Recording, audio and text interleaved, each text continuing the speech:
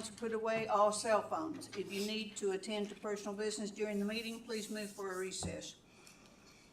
For the public's awareness, this meeting is being streamed live. The camera is located at the back of the council chambers above the clock. Madam Deputy Clerk, please call the roll. Thank you, Madam Mayor. Councilmember Cottle. Here. Councilmember Graham. Here. Councilmember Schmidt. Here. Councilmember Crafton. Here. Councilmember Vlock. Here. Councilmember Rubio. Here. You do have a quorum, Madam Mayor. Thank you. Please stand for the Pledge of Allegiance. Councilmember Schmidt, would you please lead us? I pledge allegiance to the flag of the United States of America, and to the republic for which it stands, one nation, under God, indivisible, with liberty and justice for all. Thank you, sir. The next item of business is the approval of the agenda. Are there any proposed changes to the agenda? Hearing none, the agenda is approved as presented. We are now at persons to be heard. It's a time for members of the public to share their views with the council. This is not a question and answer period or a time for dialogue. Speakers may be referred to administration, or issues raised may be taken under advisement by the council or administration. Dmitri Fonov, you have 3 minutes, and please start by stating your first and last name and if you are a city resident. Dmitri Fonov. I live slightly outside of the city limits, but I do have several properties that I manage inside of the city limits. And today I just wanted to briefly say that in the years that I've dealt here in the city, we've seen good progress, and I want to say thank you for that. One of the difficulty operating a business or trying to build something within the city, specifically with where it has downtown overlay, has been very restrictive, and has so many pretty much set of rules. And I would ask you to consider, maybe as we're going through a lot of building and things like that, especially with some of the roads and new connectors going in, maybe that's something to be put on voted or eliminated altogether, or loosen it up so it's more easier to operate and to build new things. I mean, there was one of the properties specifically that I have managed has been attracting a lot of illegal activity, overnight campings, people setting fires, and over the past several years we've multiple times cleaned up like dump trucks full of trash. And anytime we try to get on a permission to level the property to get rid of the trees, I was not permitted to do that. As a matter of fact, when there was an instance where there was a tree that was touching a power line that was cut down, I was actually fined for it. So I want government to work for people and with people together to achieve the goals that benefits the residents, the taxpayers, and attracts new businesses. So one of the things, I think downtown overlay, if it was just eliminated for the meantime, probably a good something to consider. Other than that, I want to say thank you for all your hard work. Okay, thank you. Is there anyone else? Seeing no one, I will close public participation. We are now at unfinished business. Madam Clerk, please read the item by title.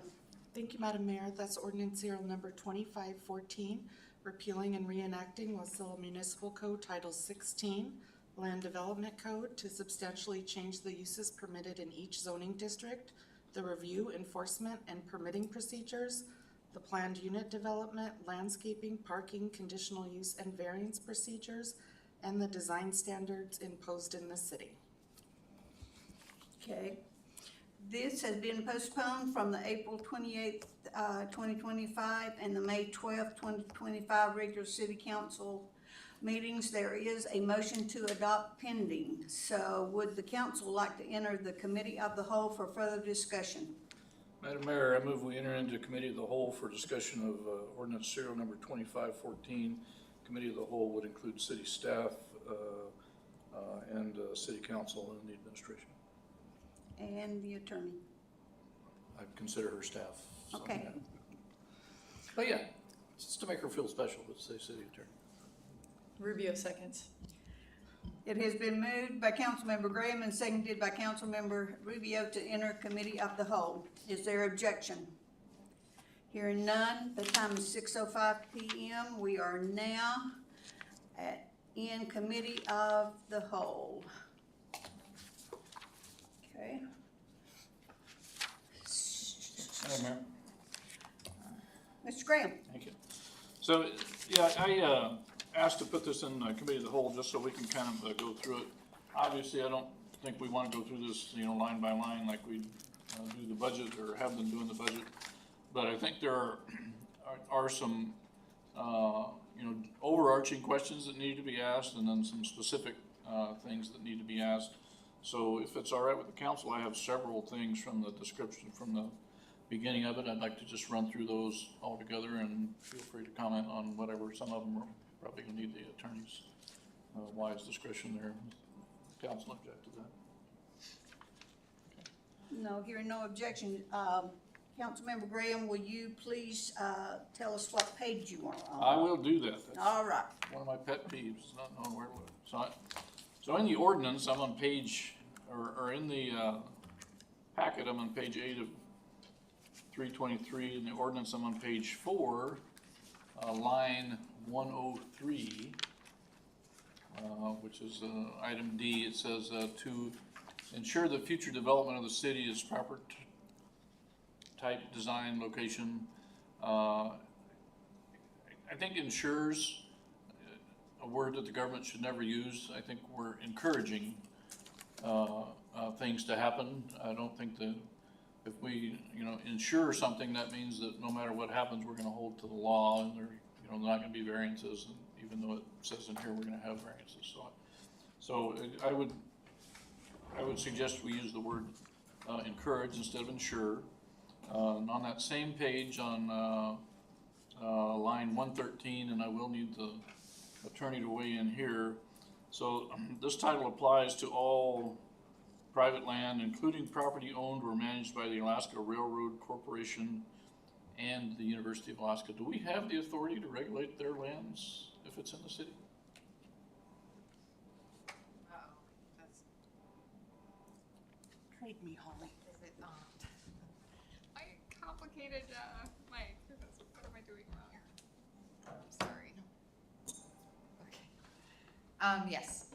Okay. 'Cause I know every time we And set I foot think on the there or reason pull why a we weed, they call get it- excited. Yeah, the reason why we call it out expressly is because sometimes that relationship can be complex, where the line starts and ends, but yes, we do, and so by calling it out and making sure that it's identified, we eliminate any question as to whether or not we intended to regulate that property. Okay, thank you. For you. And then on the same page, line 117, 117 said all territory, annexed, talking about annexation. It says by recommendation of the committee, be placed in an appropriate zoning district or districts by recommendation of the commission. The commission doesn't typically do that. I mean, the recommendation of the commission to whom? The recommendation of the commission and approved by the council? This just says, Right, well, they we would recommend it as, rural residential. So once they recommend it, it's set, is what it sounds like to me here. Yeah, I can work on clarifying that language, but generally speaking, I think that language, the annexation process includes the commission's recommendations as to where the property would go into the zoning district, Right. and so, Yeah, I agree. I mean, they should make a recommendation, but I don't think they're the final authority on that when it comes to establishing, because essentially you're putting something in code, and it seems to me that's the job of the council, not the commission. one of the things, before I answer that definitively, I just want to look at the statutory language surrounding annexation, because that really does govern our sort of our Okay. step-by-step process. So let me do that, and Great. then come back with some clear language if it's necessary, or if that, it may be that language is just sort of lifted to reflect the, Okay, to mirror great. the language of state law. So I'll check that, and then I will clarify it, and then I'll report back. so you know Thank you, exactly what I appreciate did. Could I jump in real quick, Stu? I just had a course. question on that one. So, wouldn't it be like rezoning in that case? That's the way I understood it when I read it. So it's essentially kind of like what happens with rezoning right now, where it goes through the commission first, and then it gets passed up to us for final approval. And so that's the way I understood it, was how this process would work. But Mr. Graham's right. I would think it would probably say that Yeah, I mean, recommendation. and I want to approval by say the yes, council. but I feel like I need to check the annexation statute, only because it is a independently governed process, subject to the local boundary commission Right. procedures, which are separate and distinct from rezone. So I wish I could say that I could answer those questions off the cuff, but on this one, I just think I need to review it first, and then I will come back with Okay. full knowledge regarding the process.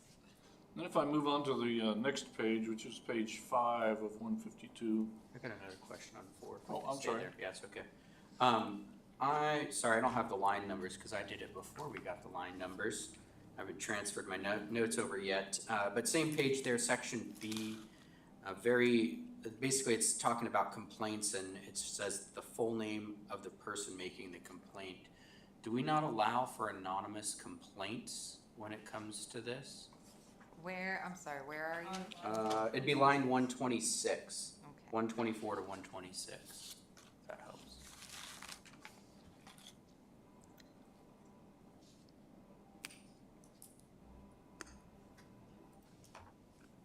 I think that currently we do allow for anonymous complaints, and I think we talked about this. This actually came up when we were revising the code and talking about how anonymous complaints are not the best standard practice, right? Because anonymous complaints are anonymous, which means there is no accountability for the complaint. So having a name attached to a complaint, for example, may prevent you from getting complaints lobbed by a angry ex, or where you'll get this sort of continuous weaponizing of a government entity for personal conflict.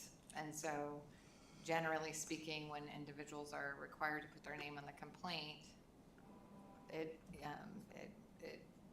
ensures that those complaints are made in good faith. I think, I don't know about, I hesitate to say the majority, but I do think it's the majority of municipalities that allow and have a complaint process, have an identifier, my name is X, I'm complaining against, regarding X conduct on this property. So it doesn't mean that the planning department or the enforcement arm is sharing information regarding the complainant, but generally that is subject to public record. People have access to that. So if council, but I do feel like we discussed this, and do any other of the council members, do you remember a discussion? This would have been really early on. No. I don't recall any discussion, but I do think So, anonymity of complaints leads to, the civil warfare, so to speak. Because once you get one complaint resolved, you got a stack of them. You just keep peeling them off and putting them there, eating up staff time with no accountability to the person, making the complaints. Exactly. So this is, we are talking land use complaints. We have anonymous complaints that council made they made a conscious decision in the ethics complaint realm to allow for anonymity and to maintain anonymity in certain circumstances, but that was very tightly regulated. So I guess that's the question. Does council want to allow for anonymous complaints to trigger enforcement? Or do you want it to include a name? I'd prefer named complaints.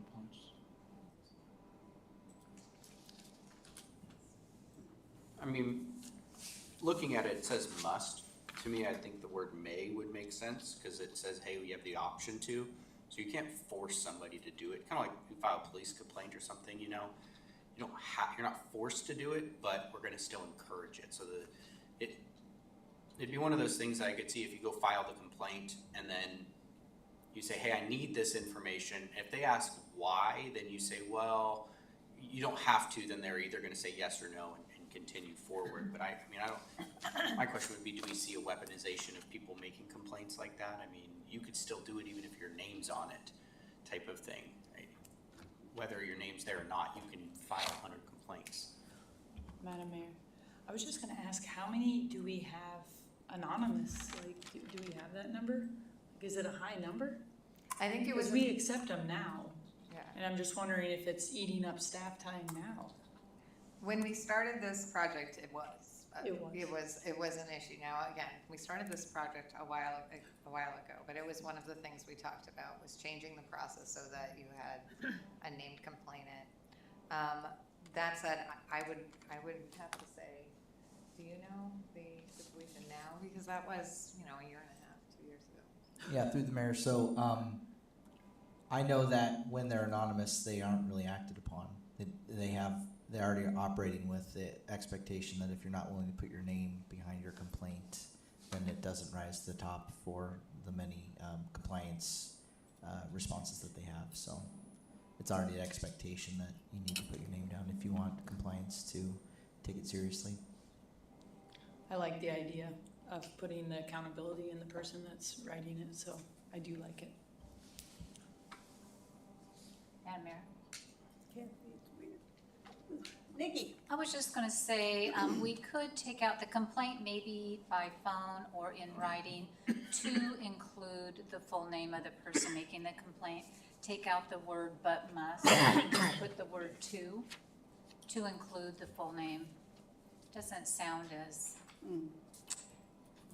Gestapo.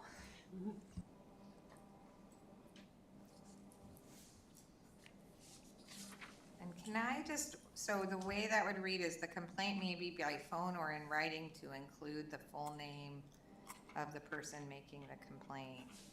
I think we need, To me, that reads the same way that it already does right now with more words. So if you're gonna leave it, just leave it as is. It actually has one less word. Not more words, one less. Just in writing to include the full name of the person. So no, it doesn't have more words. we could change it to Just to, any named person may bring it to the attention of the planner suspected violations described in subsection A of this section. But I think what this is doing is just saying you can make a complaint that, in writing or by phone, but you must include your name. I think the way we could, or we could be more specific. We don't have an action item that's associated with the complaint process. It doesn't say it will be acted upon, because you don't want to do that necessarily. It may not be a complaint that requires or warrants action, right? So we could just take out the complaint maybe by phone or in writing, but must include, take out the whole sentence, because it doesn't change. We're saying any person may bring to the attention,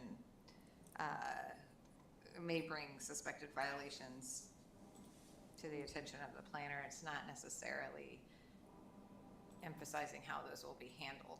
So I think you could leave it to the administration to adopt a process or a procedure that says we respond and react to named complaints, and just let that happen at the administrative level. I think that would be okay and might sort of address all of the concerns. Eric? So to jump on what Holly was saying, so the process right now is we do get phone call complaints and try to draw out the complainant's information and guide them to giving the information that we need to make, to pass that on to compliance. The writing is usually either through Citizen Serve, which is our portal, and so when this code's adopted, we will make sure that, if this stays, that the name is required. You cannot file a complaint unless you put your name in. emails are the same. You could send an email and not sign your name, but I still have your email address, and then I could say, hey, like, we're not gonna be able to act on this if you don't wanna like complete your notification, but handwritten letters in the mail are almost non-existent. They're either calling because they want direct attention, or they want to speak to someone and tell them their complaint, or they're using electronic communication to formalize that notification. And that's how we would operationally do it, is to follow this. We would have mandatory fields that they won't be able to complete the process if they don't meet the code as it's adopted. Madam Mayor, just a little clarification. Anytime somebody makes a complaint and their name is attached to that complaint, the person they're complaining about, is that person given the complainant's name?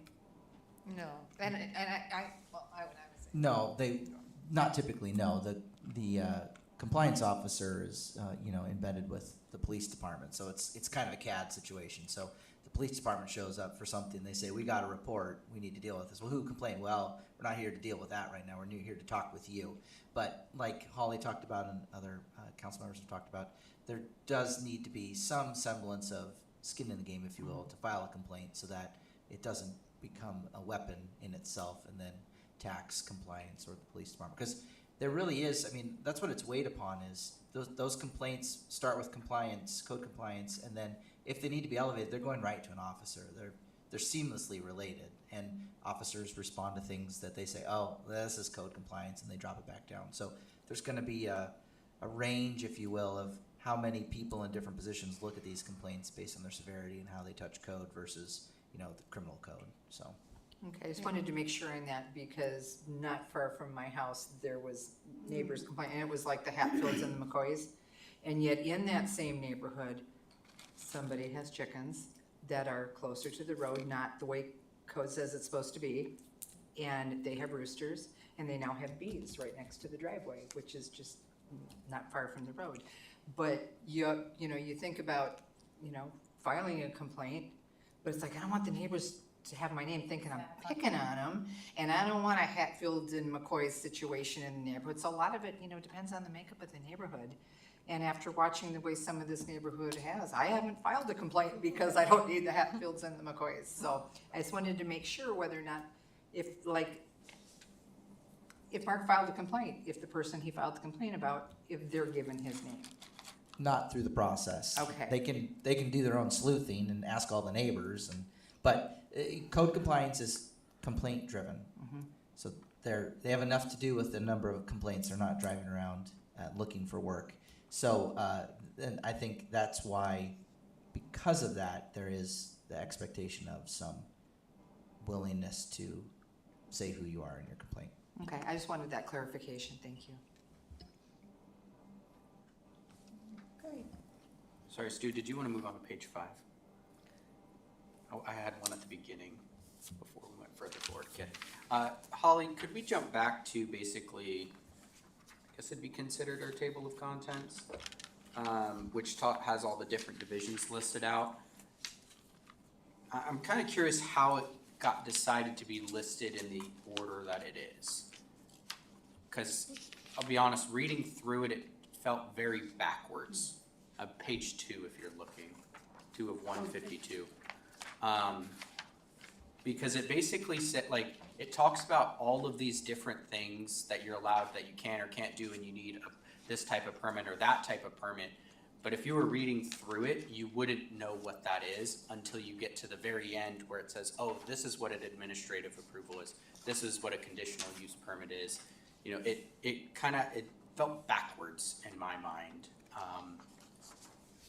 And I wasn't sure how the council felt. I mean, again, I get it, the way I read through it, I kind of know it, but in all honesty, some of these divisions could be rearranged to make, to me, I think about reading it like a book. If you're gonna read through this to understand it, you wouldn't want it to learn everything and understand what things are before it starts talking about what you can and can't do, if that makes sense.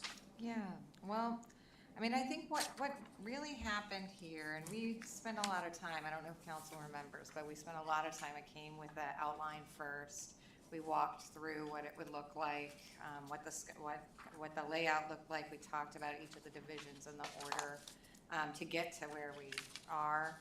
One of the things that, and I tried many different arrangements, right? And one of the things we tried and looked at was putting those permits at the front. But if you are looking at a code, let's say you buy a piece of property, and that piece of property is in the residential district. Your first step is to understand where you are and what you can and cannot do, right? So it's what can I do and so understanding what you can do and what the rules are, what the dimensions and density requirements are, what the even sort of the landscaping standards, all of those use and development regulations, having an idea what applies to your property, and then whether or not you need a permit, that sort of comes first, and then the permit process comes after.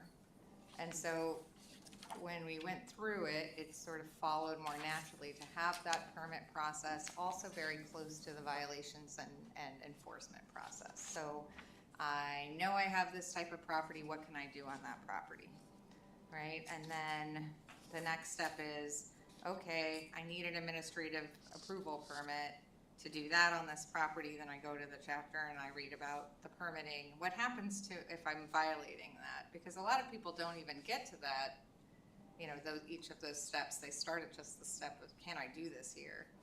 You know, and so I think it was that you're identifying sort of the characteristics of the land first. We could go back, we could change it. We can go back to the drawing board and change the order. When we change the order, we change all of the language associated, you know, because the code sort of builds on itself, but that's okay. We can do that pretty easily. So that is, but we really, I mean, that is sort of the process that we went through, is making sure the permits and reviews and the administration and procedures sort of came at the end all together, so that but first you were told where you're gonna be, and you can see in the list what you're gonna do. And then we talked about what is, you know, I now see where I am. I see I need an administrative approval permit. I see that I need a landscaping plan. How do I go forward and get that? What happens if I don't do what I'm supposed to do? So, but if council wants to change it, we can change it. Thank you. Nikki? Thanks, Madam Mayor. I would think, you know, this is a pretty big document. I would think if someone is looking to get permitted, they wouldn't just sit down and start reading from page one. I think if it was me, I would be looking at the table of contents and go, what do I want? What do I need? And I would go down to there. Okay, I'm interested in the downtown overlay district. I'm gonna go to that page and look and see what I can do there. Not necessarily just start at page one and keep reading. I'm gonna go specifically what I'm interested in, I think. So I think it's okay as it is, myself. And the truth is too, I mean, one thing we always have to keep in mind, and this is one of the reasons why we have, you know, we've cut so much from the code, right? But we added this sort of, we're giving them in text what's happening in a district, and then we maintained the use chart. And it sort of goes to what Councilmember Vilek is saying. Most people are gonna look at your code online, you know, and they're gonna start with the search term. And that's gonna come from their document. So they're gonna have a deed, they're gonna know that their property is in X area, they're gonna figure that out, and they're gonna type in, you know, residential district. And what will come up is the section on the residential district. And then they'll see they need an administrative approval permit, and they will go into the search box and type in administrative approval. And so one of the things we did was we ran a bunch of hypos, several different team members ran a bunch of hypos, and it was like, what if I'm looking up this word? And we kind of came up with words that we thought, if I knew nothing, and I just wanted to figure out if I could, and then we kind of have a list of things, like, can I have a short-term rental? Can I have a home occupation? You know, and just plugged in words in our theoretical code and made sure that the cross-references were there and that they were getting. So I don't know if that brings comfort, but we were really trying to make it navigable both in hard copy, but most importantly in electronic and virtual copy, right? Because that's where, I don't know how many of you look at a hard copy of the code, but it's true, we don't really. Okay. Mr. Graham? Thank you, Madam Mayor. So moving on to page 5 of 152, I'm looking at transitional provisions and grandfather rights, section B on line 144. Talks about violations of former title provisions. So obviously we're doing a rewrite of the whole code here, but believe it or not, we're not touching everything that's in the old code. So there may still be places where somebody was fined for doing something that we didn't even mention anymore. But according to this, they're still fined for doing that, and they're still responsible for maintaining that 3-foot-high shrub or whatever it is out there. I think somewhere in section B there, somewhere between 144 and 147, the commission, the planning commission, should have the authority to recommend, rescission of the fine or the finable offense if it's not otherwise mentioned in here. I mean, I know you've done a lot of work on this, but there are things in here that we don't even talk about anymore. It's like, ooh, that's taboo, we're not gonna talk about it, but yet we fine people for not complying with having 6-foot-tall trees and so on and so forth. So, food for thought. Well, and one thing to note too, we can do that, but I do think this was intended to cover those, because it says that it continues to be a violation of the title and subject to the penalties and enforcement under the title unless the use, development, construction, or other activity complies with the effective provisions of the title. So let's say that we're silent on the size of the trees. Well, that would be in compliance. If we're not requiring you to have a certain size or to meet a certain standard, then you're in compliance with the code. So, Okay. So if we... You said it in the microphone, so I'm good with that. There you go. It's on record. Yeah, they can pull the tape up and... Yeah, thank you. And then if I move on to page 6. Stu, real quick, I got a question on Go 5. Jumping up to B, which is on line 134 through 137 of page 5 there, Holly. It says the city shall post the comprehensive plan approved by the borough. Was that supposed to be the city's comprehensive plan?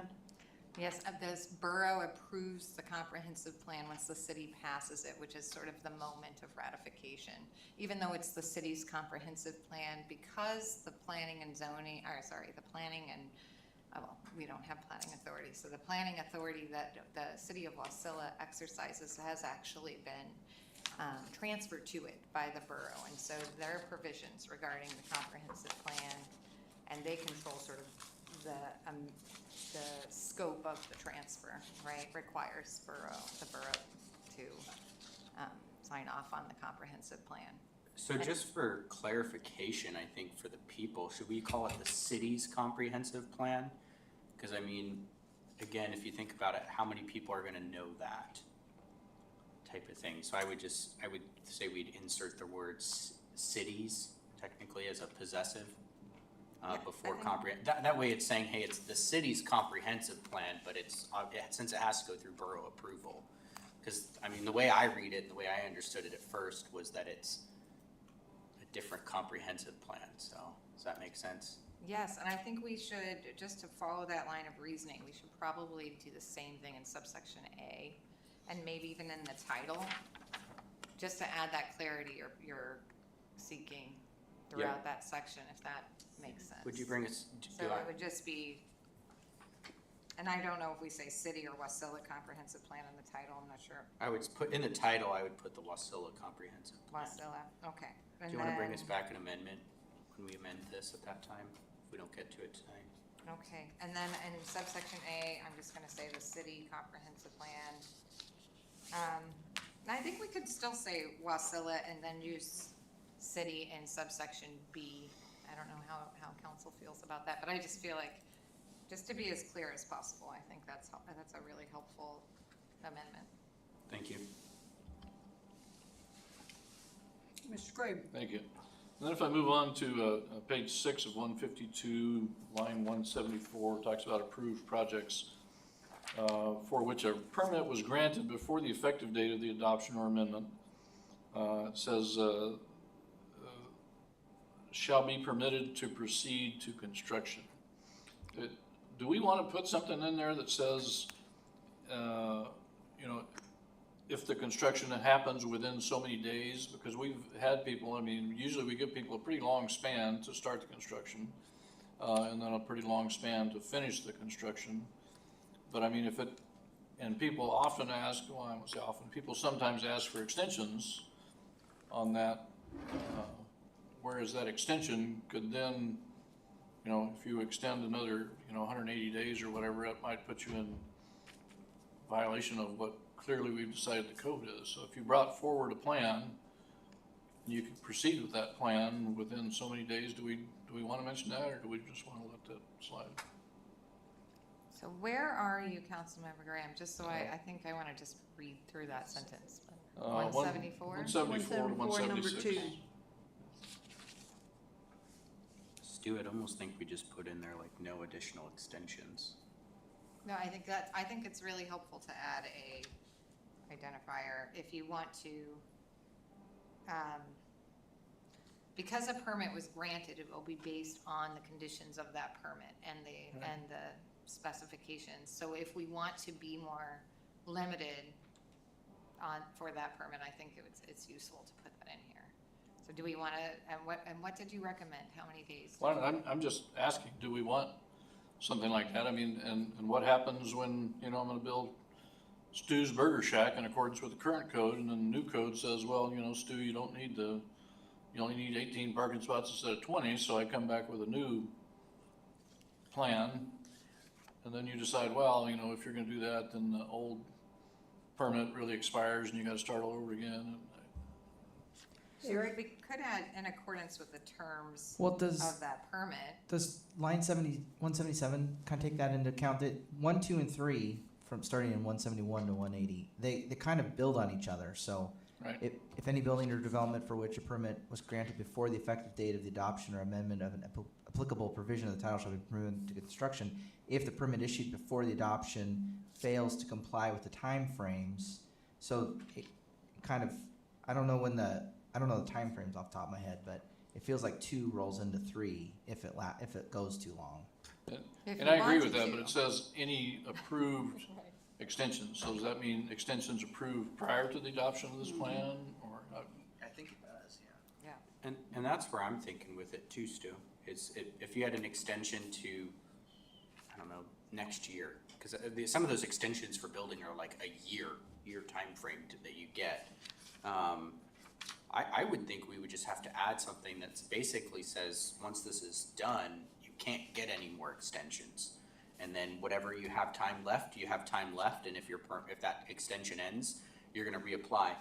The good thing about that is this code is a lot more lax, so it actually, if anything, is gonna benefit them. But at the same time, we don't necessarily want them all coming back to us, reapplying, and us having to go back through the process with everybody. I would just feel like we need to add something that says no additional extensions are to be granted after the passage of this code for building. I don't know how that would work out, but that's kind of what I'm thinking based on what Stu's saying, and I agree with him. Yeah, and I think when you look at what Eric's saying and what Councilmember Graham is saying, and what you're saying, I think if we go to subsection 3 and we say something like, unless expressly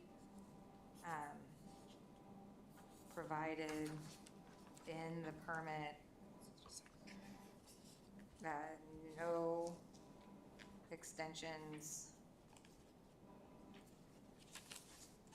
beyond X days, 100, whatever it is, shall be granted, or something like that,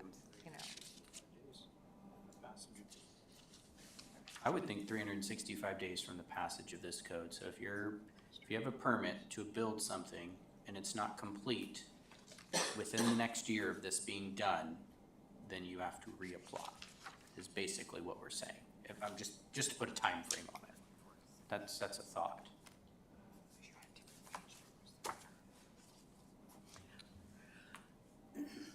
Being the devil's advocate, if you've got a big commercial building you're trying to build and you're trying to get steel and everything else, it may take, Well, no, I'm talking about if you're already in the process, you're almost done, and something happened, and then now you need an extension. That's what this is saying. We're talking about only if you need an extension. If you're at that phase of it, you said, hey, it's gonna take me 4 years to build this thing already. We're only talking about if that 4 years was coming to an end and you needed an extra 6 months to get it done. And that's what you're asking for, is an additional extension. So, if I can comment on that, if you look on for the permits down here further in page 118, it talks about the extension of permits in there. Right, but what we're saying is, technically, if you get that extension, you are bound by your old permit. What we're saying is basically we're timing out those old permits. You can't just continuously ask for extensions based on that. At some point, you have to abide by the current code, not by the old version of the code. That's what this is talking about. So this is basically putting a sunset date on the old code. So the idea is that everybody is doing everything based off of the approved version, not our old version. And I will say, for the most part, the permits have expiration dates in them. Unfortunately, one of the things that we are correcting in the land use process and correcting in the code is Wasilla had a tendency to put expiration dates on land use permits. So you'd be issued a land use permit that was for 1 year, and then you'd have to renew your land use permit. And what that appears to be, to me, is a confusion between the licensing process and the permitting process. So generally speaking, and if you think about it as from the perspective of a business owner, you know, you pick a lot, you say, I'm gonna do X here, I'm gonna run a dog salon. And so you buy it and you look at the code and you make sure you've got your ducks all aligned and that you can use it for that. And you may even have your developer or your contractor or yourself go get a permit. You may complete the application prior to the sale that is actually permitted in our code. And then what exactly happens now that you have that permit the next year? You don't have any guarantee that you are actually going to be permitted to do that, especially if it's a conditional use permit. So in land use, conditional use permits more specifically run with the land, and they are not tied to, so that you can know if I don't change what I am doing, if I'm not expanding, or I can continue to do this forever, and I can know that I have made a business decision to purchase this property and use it for this particular use. So I only bring that up because we weren't doing that. We were requiring permits every year, or permits were expiring, which creates a lot of process and an extreme burden for the administration. Also, what I will call subconscious frustration. You know, that something builds up as you're doing your paperwork and they're not sure why it doesn't feel right, because they may be doing licensing renewals, and but something feels off when you're asking for something where the stakes are higher and you're not just looking at compliance like you are with a license. Did you pay your taxes, right? So I don't know if that helps. I'm not sure where that leaves us. I feel like we could add language that says, unless expressly provided in the permit, no extensions beyond 365 days may be granted. I want to think through the impact on specific permits before we add it, though, if that would be okay. I'm worried that there are permits out there that we actually want to allow them. You know, it's a use that was approved and they purchased the property and they're using it for that, and our goal is not to displace them, but to grandfather them in. So I'll look at that, I'll pull some hypos, and then we can look at that together and see if it's doing what you are intending. But based on the language, I don't have a problem with it, I'm just worried that I'm missing unintended consequences. Okay, great. So, if I move on now to page 8 of 152, line 235. Sorry, Stu, can you jump to 7 first? Sure. Thanks, Stu. Sorry, try not to keep us from jumping pages all the time. I'm turned back. Thank you, Stu. So I am on page 7, which is basically line 200 under interpretation.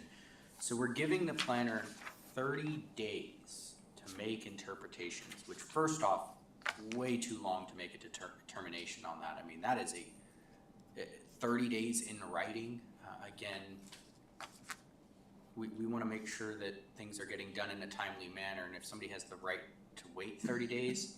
My other concern is that the planner's interpretation is binding, and that is how we got to where we are now, is that we had a planner that was making interpretations that became somehow binding and put in code, and then we ended up with what we have now, and we're having to undo that, essentially. So, I mean, I understand that sometimes we do need them to make a decision on things, but I guess how would we make this a little bit more, I don't know if the word fair is in place here. I mean, I obviously see that there's the option that the person can appeal it and then it goes to the planning commission, but now we're talking, I mean, my gosh, this could be a 2-month-long process before they get a determination on something just based on how this is written right here. And there goes the construction season, you know?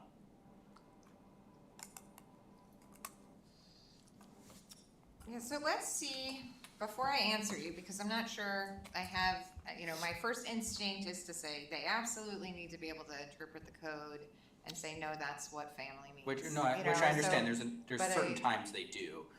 So let's play it out, and then I think, then I'll be able to, I just don't wanna have a knee-jerk reaction, I wanna make sure I understand it. So let's say a person comes in and let's pick the word building. Let's go to the word building on page 11, page 15 of your packet. It says, building means any structure over 120 square feet intended or used for the support, shelter, or enclosure of persons, animals, or property of any kind. And I'm trying to think of some ambiguity. Hopefully it's very hard to think of ambiguity now, right? That was sort of our goal. But let's say intended or used for the support. So let's say somebody says, what do you mean by intended or used for the support of persons, animals, or property? I built this to enclose empty space and just have minimalism at its finest. I wanted a space that nobody entered, and it's sort of a sacred space for me. It has nothing in it. So does that mean that it's intended for the support, shelter, or enclosure of persons, animal, or property? I wasn't going to enclose anything in there, just space. And so I need an interpretation, because if it's not a building, then I don't have to go get a permit or whatever it is, right? Would be their argument. So the process is the planner gets that question, right? I don't know, like they're thinking, wow, this is a difficult one to answer. So then they would go through the process of notifying, I'm guessing they'll call us to say, got a weird question, does building include empty space? And so the first thing we're going to do is we're going to apply the statutory construction rules from the court that has been applied by the court, and we're going to look at the plain meaning. And we're going to say, well, it's for support, shelter, or enclosure of a person's animals or property. And we're going to say we could argue that it does not provide support or enclosure of any of these things. Or we could argue that it does provide support, right? Because it's providing support for the larger property or for their desire to have an empty space, which point we're gonna do case law research to try to see if there's how the word building has been applied. Ultimately, the planner is going to make a call. You want the planner to make a call because, and that will trigger, once that call is made, whether or not there's been a violation, and then that interpretation rises to the level of the planning commission and a hearing officer when it's wrapped into whatever process it is. The only time it's going to disappear and you're not gonna see any further process is when let's say, for example, we come back and we say, nope, that's not a building. You know, it's just not providing support in these ways. By the way, I am not making a call on whether if this circumstance ever occurs, this is not, this is just a hypo. But then they were like, great, I'm doing what I can do. I don't need a permit, I'm moving on. So the interpretation is done. And that is the situation, that is what you're protecting. So when you allow the planner to make an interpretation, you're actually protecting the efficiency of the planner answering a question and moving on. The 30 days is to allow the planner to do so effectively. Your previous code had incredibly burdensome time restraints on staff. And I mean, they were like, or your current code does, like 2 days sometimes. And some of these were changed through another ordinance, but they were really fast turnarounds. And what ended up happening is the permit process ended up going almost to an informal process so that everything was happening before a permit was actually even filed. No application was filed because it was too fast of a turnaround. So everything got front loaded and then things disappeared. And then that discretion was magnified because people would have they would be in discussions regarding a permit application for months, if not longer, before they ever had an application up for consideration. Madam Mayor, thank you. So our code that we have right now, you're saying it's like turnaround a couple days? It's a couple days. But we and changed it with the ordinance. Which would make a lot of sense for certain permits, or for certain interpretations. So I have no problem changing that number, and really whatever you want to do. We can eliminate the planner's role in interpretation. You can have those go straight to the planning commission, but I think that so you could go less days. You could subject it to appeal if you wanted to. But I wouldn't go, the one thing I will say is I would not go below 14 days. I was gonna ask you, what is the normal for most cities, you know what I mean? Like, what does it say for them? Well, and I think this is putting they have to get you an answer in 30 days. This does not mean they won't get you an answer in 2. And I think they often will turn around an interpretation.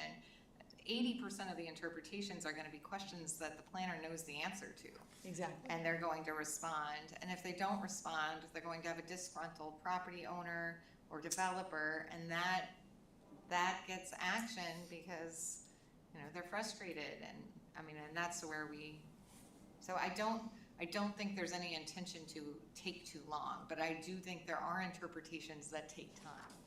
So I don't know how to, you could eliminate the 30 days, but then that kind of goes counter to what you're trying to do, just to make sure they get a quick response. So you could do something like if the planner does not provide an interpretation within X amount of days, they may apply for an interpretation through the planning commission.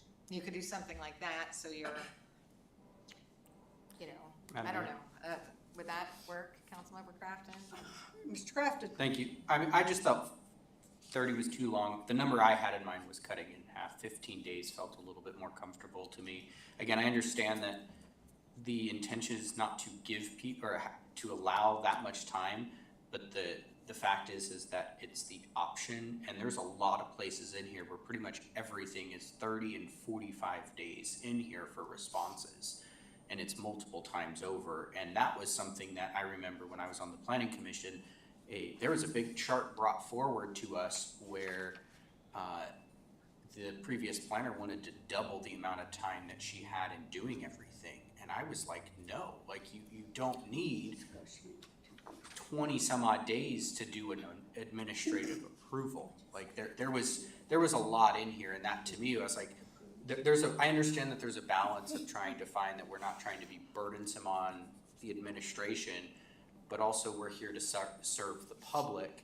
And Alaska has a very small time frame for a lot of times when we're dealing with this code, that we have a very small time frame to get things done. And so we want to be respectful to those people. So it's trying to find that correct balance. So I think part of my bigger concern is the last line that just says the interpretation is binding, because what it feels like to me is the planner has the ability to make the code, because technically if she makes something to be binding, that's now what it says. Kind of like in your example, what she says is that essentially she's added to the definition of building.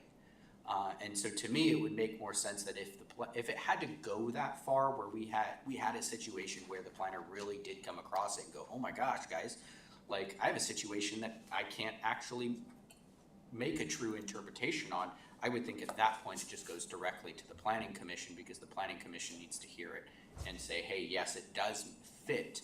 It doesn't fit this, and maybe we need to adjust the definition of building, to include that type of situation. And that's a whole different process, but what I don't want is to see a planner that has the ability to make binding decisions that affect what the code is because something was missing in here. And that's what we had happening last time, if that makes sense. Yeah, I mean, I think this is binding on all officers and departments of the city. I think in a lot of ways that's protecting the individual. So if someone's enforcing the code or finding a violation, your code enforcement officer, the planner's interpretation is binding. So on that officer, so they can't go forward and interpret the code otherwise. But I think one of the things, so you can, I mean, I'm trying to think through how to protect against the abuse of power that you are worried about and you want to protect against. We don't necessarily need I to think you discuss can just it add right an now. appeal. Sorry. Well, and I think you just add an expressly add an appeal, which I think we have though. We do, yeah, it's in C. Any person may appeal an interpretation by the planner regarding a term used in this title to the commission. So I think that was designed to protect against that, maybe the planner just totally gets it wrong, or the person feels that they got it wrong. That allows them to trigger a commission appeal. Elena. Thank you, Madam Mayor. That's what I was gonna say. You could probably keep the sentence, because B, obviously A, B, and C all work together like the previous 1, 2, 3 for the approved projects.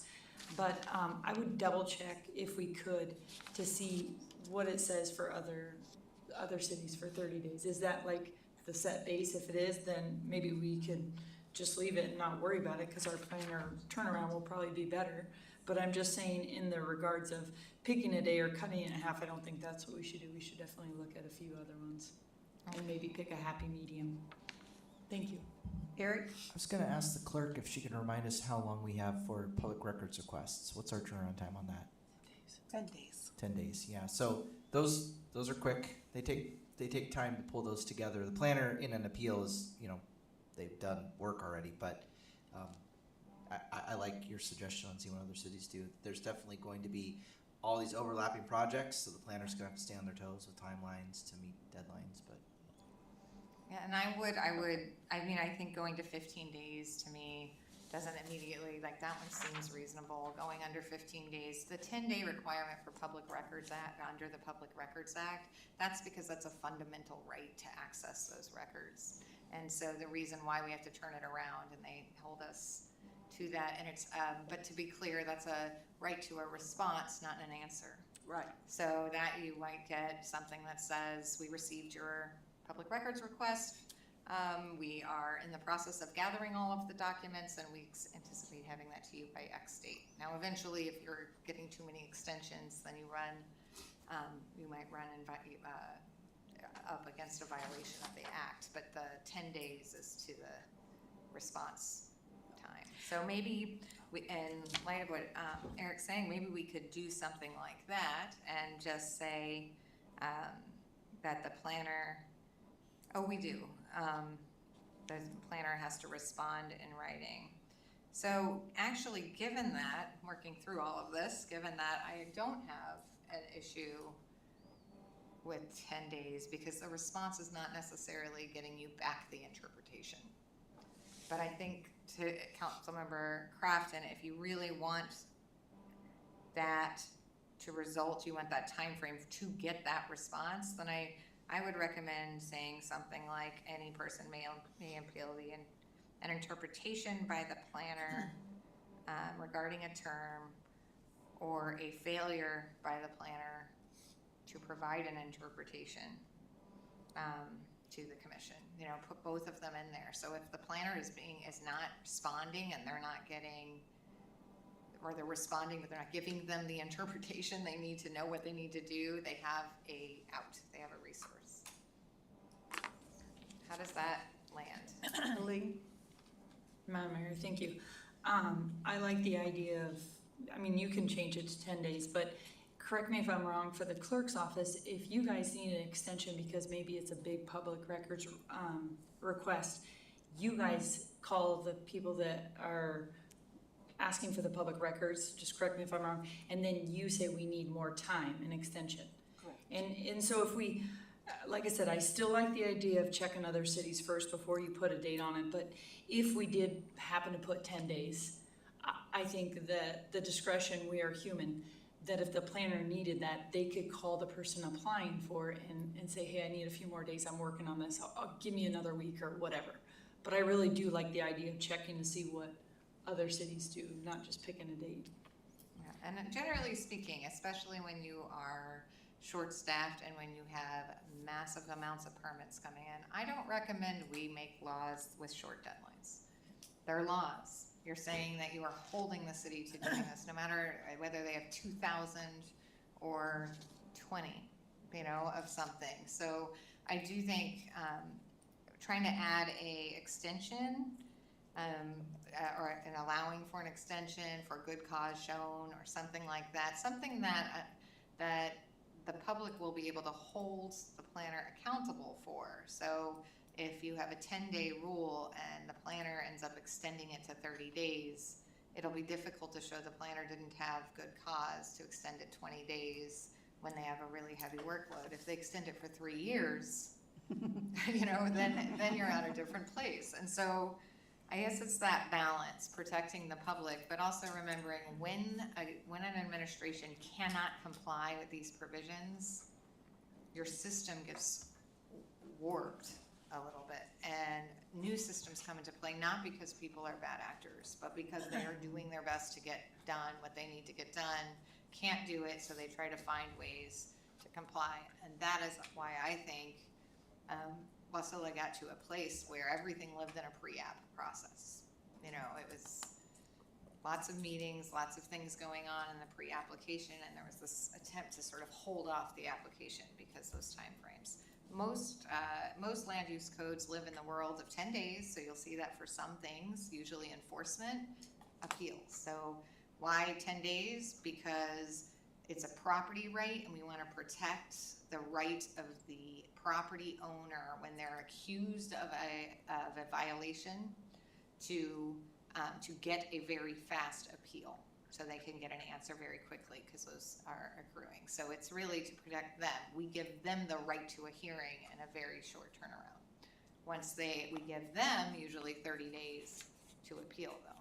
So we give them lots of time to appeal, and then we guarantee that they'll get a hearing very quickly. Other than that, the 30 days and sometimes 45 days, that's what you see because one, especially if it involves commission action, you're really looking at now you have 2 meetings, but you're still looking at, you've got a full packed agenda, you've got a new permit, you might have 500 permits that are waiting before, and so you're pushing all of them through. How many are we putting in front of the commission at one time? So these are those. So I believe at one point when we went through this, we created a spreadsheet that had all of the deadlines, and I think we provided several other what we called the comparable communities. I think there's about 6 or 7 communities that we used, and we put all of their deadlines next to Wasilla's current deadlines, which we use to develop the deadlines in the code. So we might be helpful for us to bring that sheet back out too. So we can all use that if we want to rethink any of the deadlines. This one though, Councilmember Crafton, I just don't know that this was on there. I feel like the interpretation, because I can't pull from my memory bank whether or not, I think a lot of these interpretation provisions are much more like planner has ultimate authority to decide and interpret the code, period.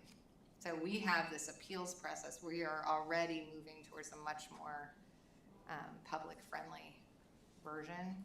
And we put a time frame. I think most don't. It's a very quick statement.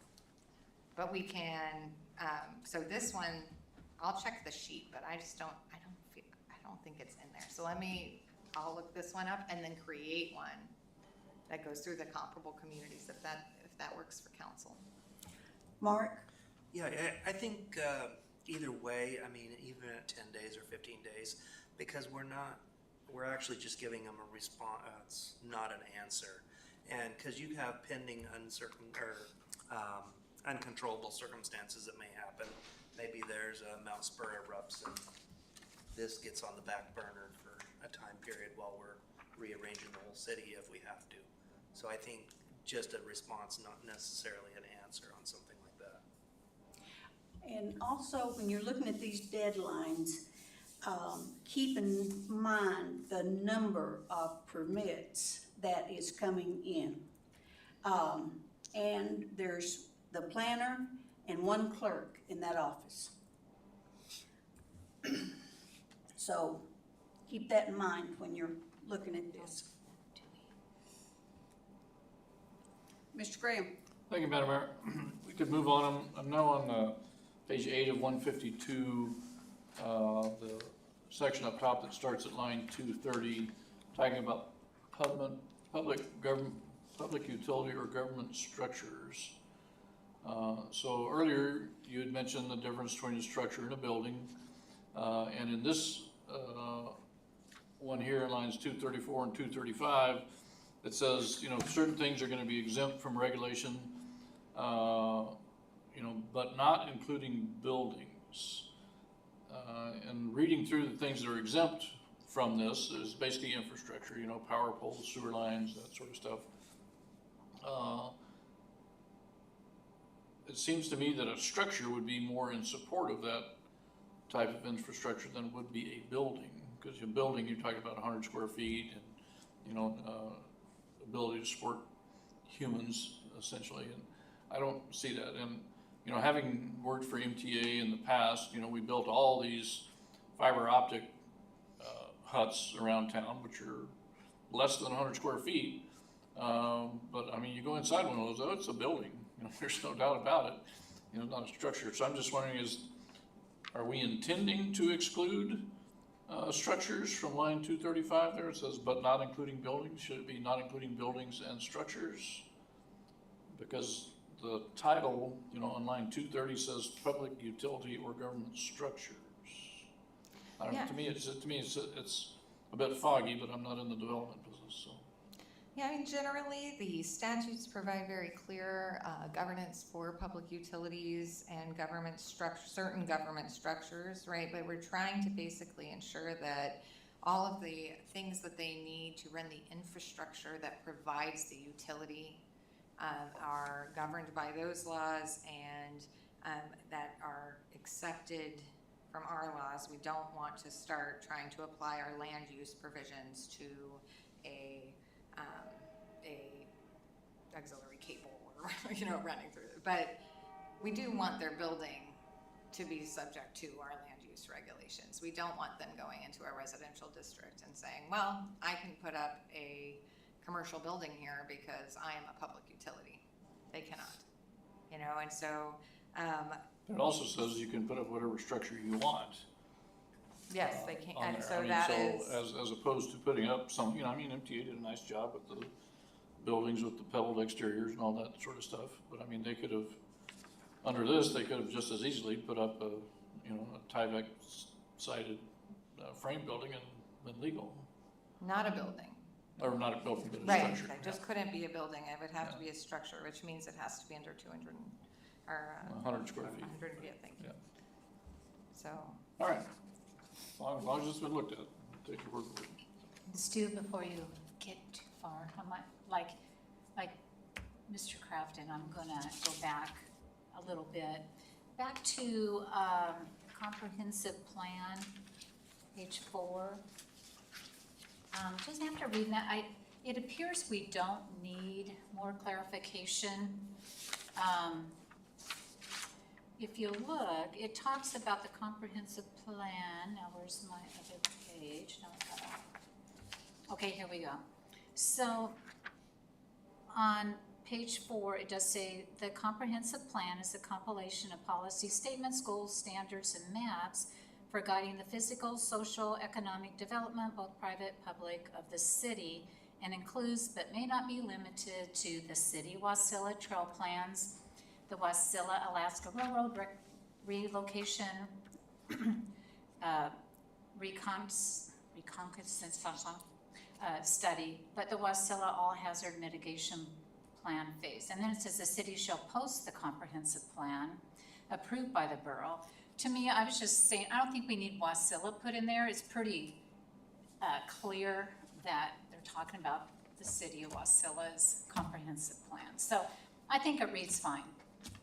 what if we just, we'll change it to Wasilla Comprehensive Plan. Holly, turn your mic on, please. Sorry. What if we just add the Oh, word yeah. Wasilla to the title? Yep. And then, we'll keep, in subsection B, just the city shall post the city comprehensive plan approved by the borough, just because that is the sentence with the borough approval that Councilmember Crafton. Yeah, so it seems. And then we're not Yeah. adding more words. It seems beyond that. pretty clear that they're talking about this Wasilla's comprehensive plan. I thought it would sound kind of weird if suddenly we stuck Wasilla in there. It's like, yeah, okay. That's all. Thank you. Okay, Mr. Graham, continue. Thank you. So moving on to page 9, line 285, we're talking about exotic animals here. And you talk about exotic animals, this paragraph talks about animals which from a foreign country or foreign origin or character, or was introduced from abroad. Shouldn't that be introduced from outside Alaska? I mean, pike, is an invasive species, but it would also be considered an exotic animal up here because it's not something that naturally occurs in Alaska. It didn't used to until somebody decided they wanted to fish for pike and threw a bunch of them in Big Lake. But do we really want to say exotic animals are only from outside of the United States, or we wanted to say exotic animals would be things from outside Alaska?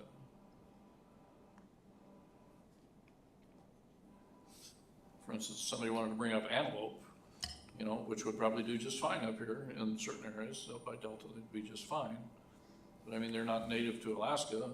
Would they be exotic animals, or would they? Stu, 285 is not native to the state of Alaska. Don't that cover it? Right, it says from abroad and is not native to the state of Alaska. And so you're saying, you Or- really don't want people to have a pet moose, and that's an exotic, and that may be an exotic animal, and you wanna see No, that. no, not necessarily. Oh. I'm just saying a pet antelope would probably not be a good idea because it's not native to the state of Alaska, but it's also not from abroad, So would we just which here is kind of defined as being from a foreign country. I think, well, why don't I look at this and see if we can make it more clear that,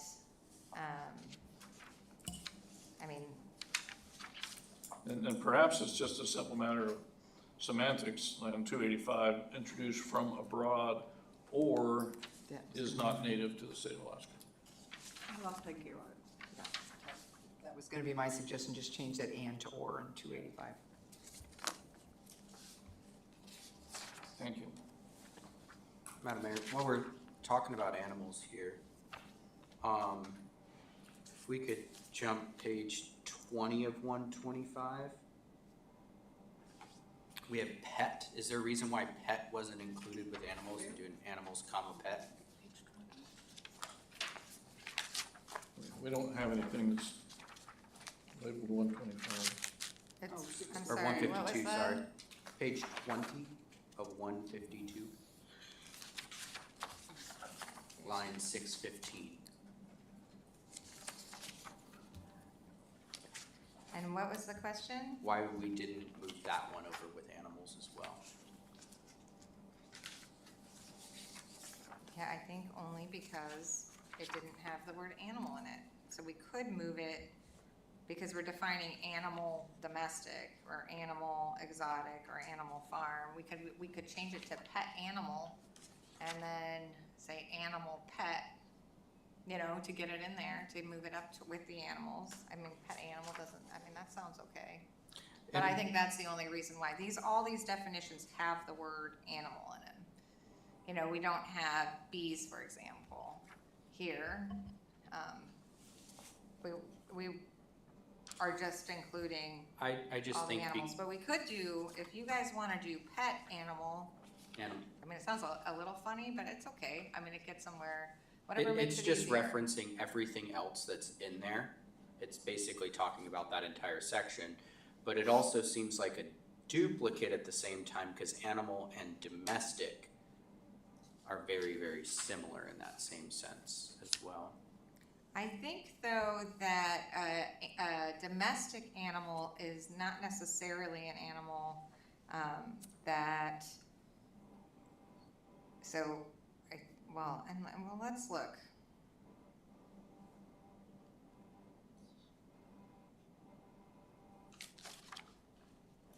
Raised to live in or about the habitation of humans. I mean, I think the distinction, well, what do we have, farm animal? I will look at that. If we can get that down to one definition, we will. But I think the idea of a pet and the reason why we define it separately is that distinction between a pet versus a cannery or kennel, or your sort of one animal living in your house, you know. But what I need to do in order to check this and see if we can make it cleaner, and again, the smaller it gets, the better, right?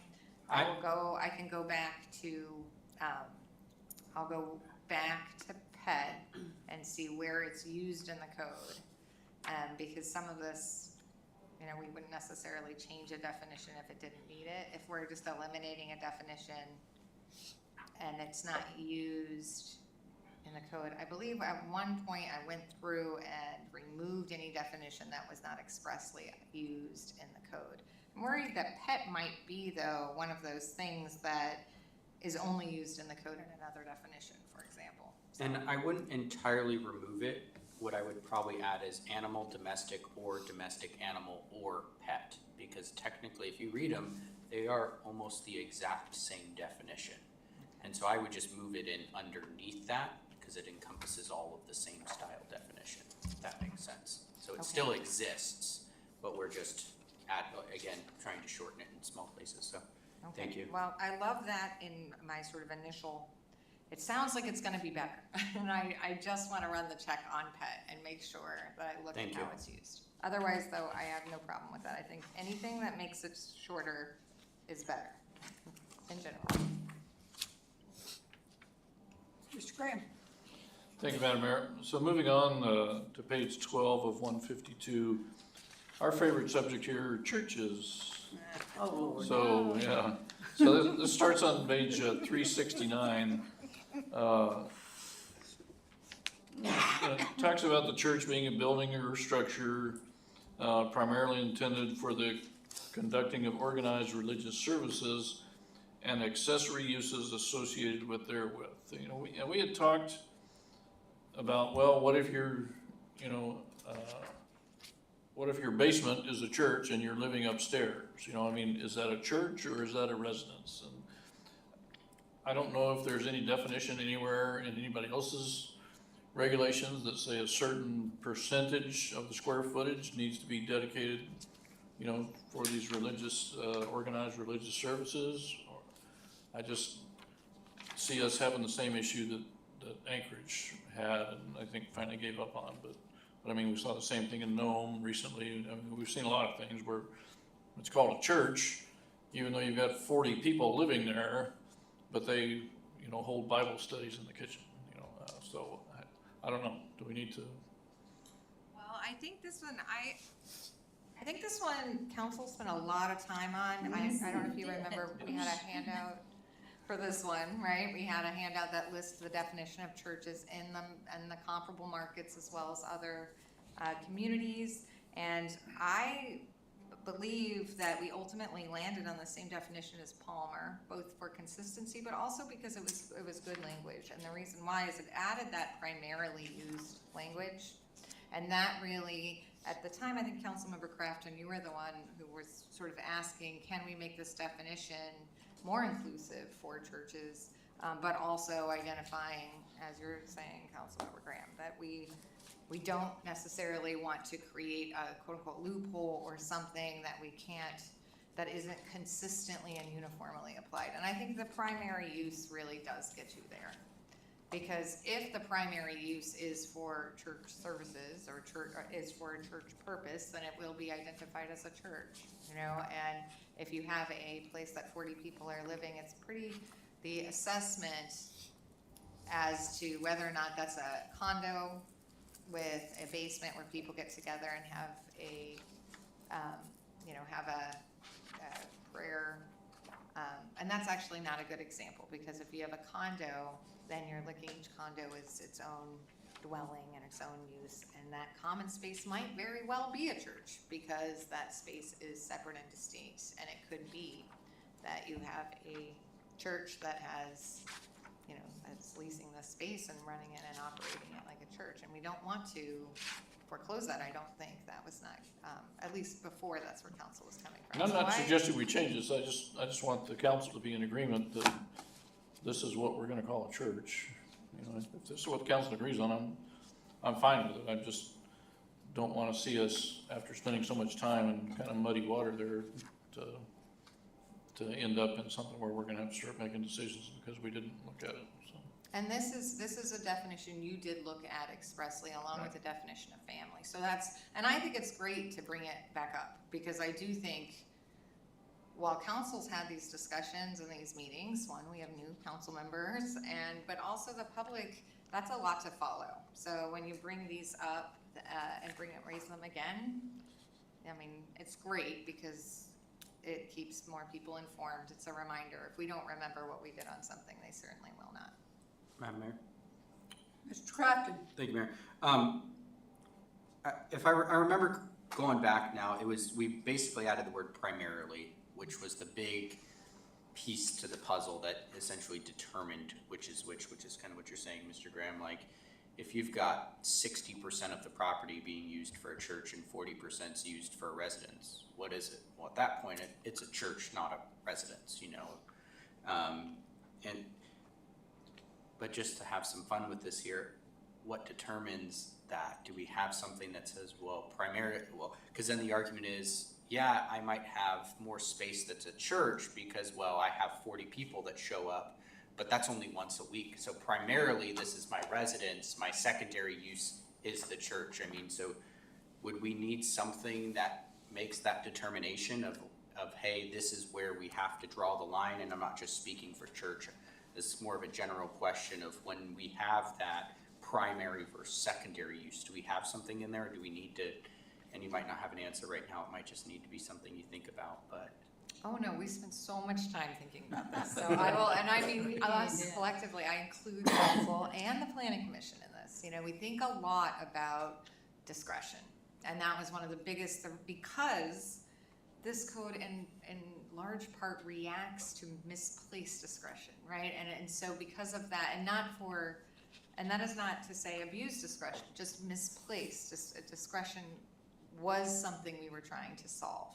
And I think one of the things you can do is you can have a code that tries to regulate and identify and anticipate each situation.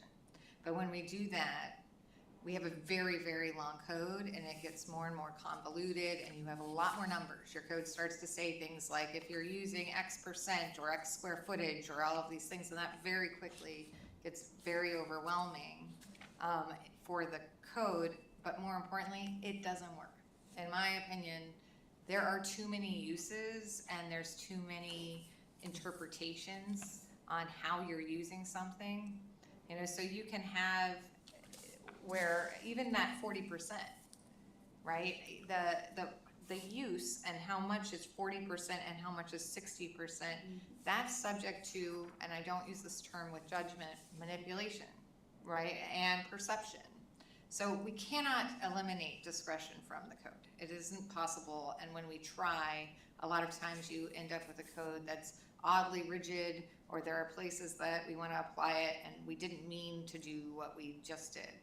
So when council landed on primarily, I liked that language. I think it allows for that decision to be made, and because you have an interpretation process subject to appeal and memorialization. So you did two things to kind of act as your net, you know, to this, because this is one of those things we've been talking about, and it was council's been really good at paying attention to discretion, you know, and too much, not enough, right?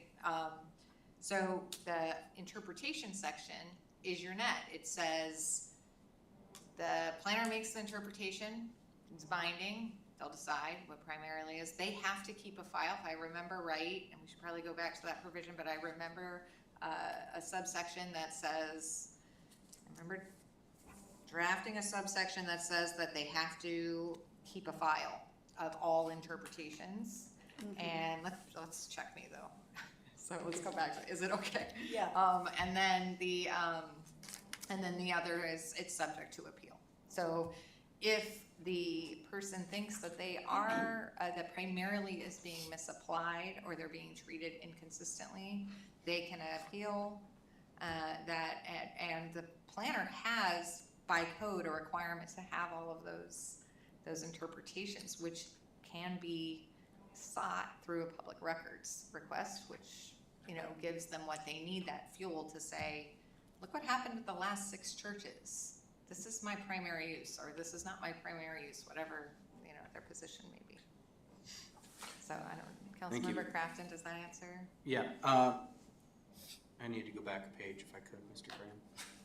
Graham. Jumping back to page 11, we have business day, and then I'm gonna make you look at page 13 at the same time in day. Again, just for continuity of reading, kind of like we did with animal.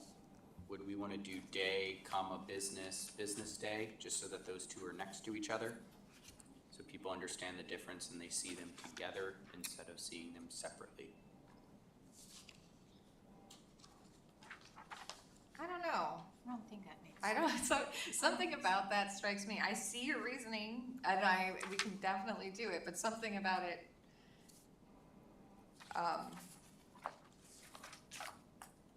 I guess one of the things, but I don't know, maybe it would pull it up. I think we can do that.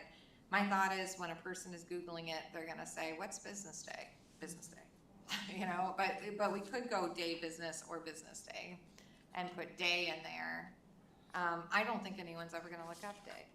I think day, they'll assume they know what it means. Maybe they will. That's fine. So I don't know, it's up to you guys. I'm happy with either approach. I think it's a appropriate edit. It's good. It's good. I have questions on page 13 unless you got more on 12, Mr. Graham. Go ahead. Okay. So back on page 13 again here. The first one is dwelling multifamily, and I think it was, if we jump to page 18, there's multifamily again. Okay, go to which page? So page 13 has dwelling, comma, multifamily or multifamily dwelling.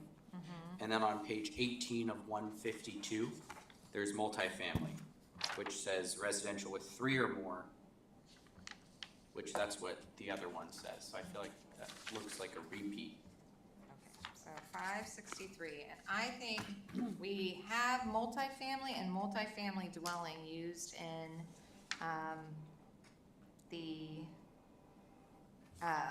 okay, so this has actually come up before. I swear we looked at this, not council. So I will not, I'm sorry, not to put that on you. I think I have looked at this before, thinking that it was a duplicate, and I do not think it was a duplicate because the multifamily definition applied to a use, a residential use versus the dwelling.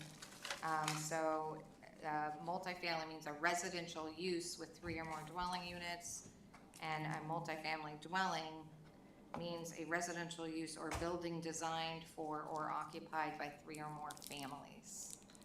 So when we go to where it's used in the code, I am pretty sure that we need both. Only because I think this came up before. So we can do that together. We can kind of go through that exercise together, or I can. I mean, not right now for the sake of time. Okay. But So I will go through that exercise and just make sure my memory If you could serves me double check. properly. 'Cause But to me I do this- think, it, 'Cause this it is looks a unnecessary. The multifamily one on page 18 looks unnecessary to me. That and all, or but again, that's referring to a use. So I think it is necessary, but I will go back and report Thank back. you. And I could be wrong, and I could have thought, perhaps I was overthinking it at the time, and I thought it was necessary, and now I will change my mind. Which has been known to happen. Another question on page 13, if I could. Family. This is another one we talked a lot about, Mr. Graham. And I had a conversation with our deputy administrator after coming back. I believe it was National League of Cities.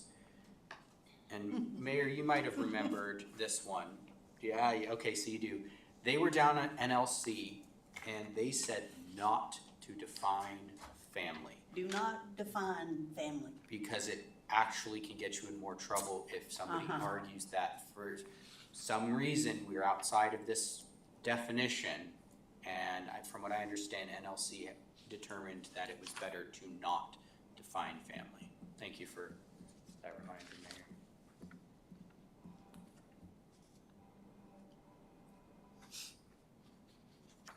I think that you are okay to define family because you have put a number of people living in a house together.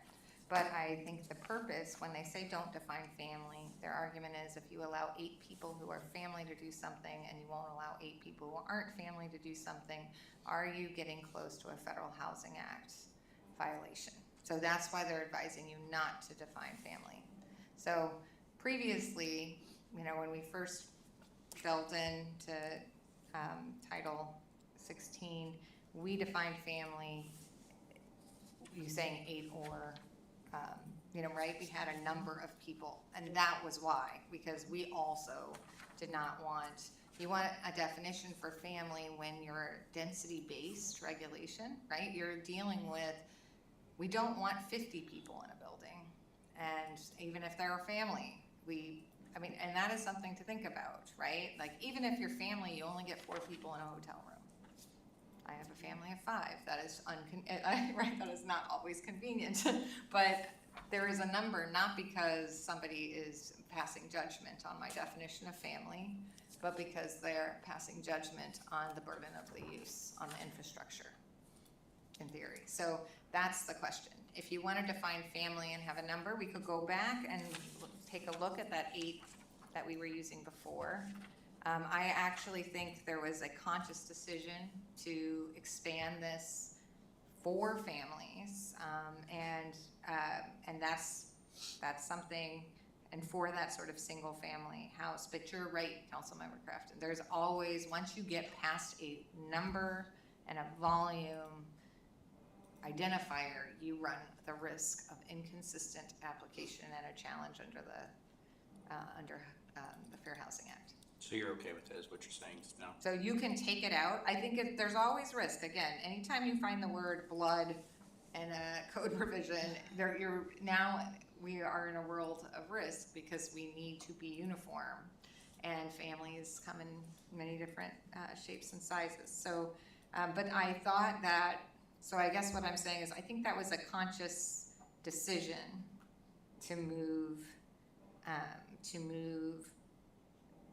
Well, we moved into away the- from a number to basically just saying, hey, these are the limitations that make you a family, but we're not gonna tell you what the, like, oh, if you go beyond 12, you know, it's where, like, now we're telling you can't have more than 12 members in your household, and that's inappropriate. So, thank you. I just wanted to clarify, because it had come up, and again, the mayor and deputy administrator had, Yeah, mayor's shaking her head, she That was a remembers hot hearing talk. topic. Yeah. Yeah, well, and I think that's because it causes a lot of trouble, you know? So I am fine with you eliminating the definition of family. But what I don't want to do is create a situation where your planner is defining family, and that is not, I'm not saying anything as to the current planner, right? But when we use the term family, so don't have a I planner think right I would say, if, you know, given that, Where are we gonna get in trouble now? yes. If you ask me as a lawyer, my ideal definition was, and this is not to sound facetious, the one I presented with you, presented at first, because it was number-based, and lawyers love clarity, and we love to avoid any argument. But I think that this definition came from a lot of workshopping to try to accommodate what families, you know, what families need here. So I am fine with either approach, but we What will is be council careful doing? with the applying. Madam Mayor, we're not really removing it right now, we're just debating questions, I think. well, I understand that, but which way are you leaning to help Holly? Madam Mayor, I say we keep it. I agree, I think it's kept in this. I'm fine with keeping it. The reason that we got rid of the number, for one thing, was a large family that's got 8 kids. Well, we had number 8 in there, well, then the parents weren't included in that, and so we didn't want to restrict it like that. Okay. So that was the reason we took that number out. Mr. Green? I'm good with keeping it. Okay. Same here. I mean, the other thing you could do is just take out, or it says, or 1 to 4 unrelated people living together as a single independent housekeeping unit. You can say, or unrelated people living together as a single independent housekeeping unit, who identify as a family. You know, you can eliminate the or 1 to 4. That's where your problem's gonna come in, where you have one group of people living in the house that are 4 people, and they say we identify as a family, and then next door you have a family of 10 who's like, we are related by blood. And you say, you have a single family home, and you do not. You know, so that's what we cannot do. And then impose restrictions, so. Mr. Gray? Thank you, Madam Mayor. I'm going to move on to page 19, line 464, talking about building height. And in particular, they're talking about, you know, the height of a building does not include chimneys, radio antennas, water towers, church spires. And then it talks about penthouses constructed primarily for mechanical equipment and similar building mechanical features. So recently, the Planning Commission had before it approval for a building that met the 35-foot height and had a 20-foot equipment penthouse on the top of it. Well, according to the code, that's legal. You know, you could build a 100-foot penthouse up there. You could put a water tower on top of your building if you wanted to. I am, this isn't really a legal question, but I mean, are we trying to limit the height of what we've got in the city, or are we just trying to limit the height of the, you know, gross floor area which is usable for the business or the home? It's just a question, you know. I don't know enough about building to say, well, it makes more sense to build a mechanical penthouse straight up than it is to spread it out. Can't answer that question, but the question is, what is the intent of regulating the building height here? Is it to regulate the skyline, or is it to regulate the gross floor area, the usable floor area? Like I said, it's not a legal question, it's a council question. What are we trying to do? I think that, I think the definition of building height is in there for the regulation of your signs and saying, hey, your signs can only be the height of your building height, and that's where the definition of the building height comes in place. Elena? Madam Mayor, thank you. I always say we should never tell someone that they can't build up. It's the foundation is the same, so you can always build straight up from that, and telling someone that they can't. I don't like that idea. Clearly, we don't lose more space when you build up. You think about it. Why wouldn't we want to build the town up? Madam Mayor. Mr. Crafton? Thank you, Mayor.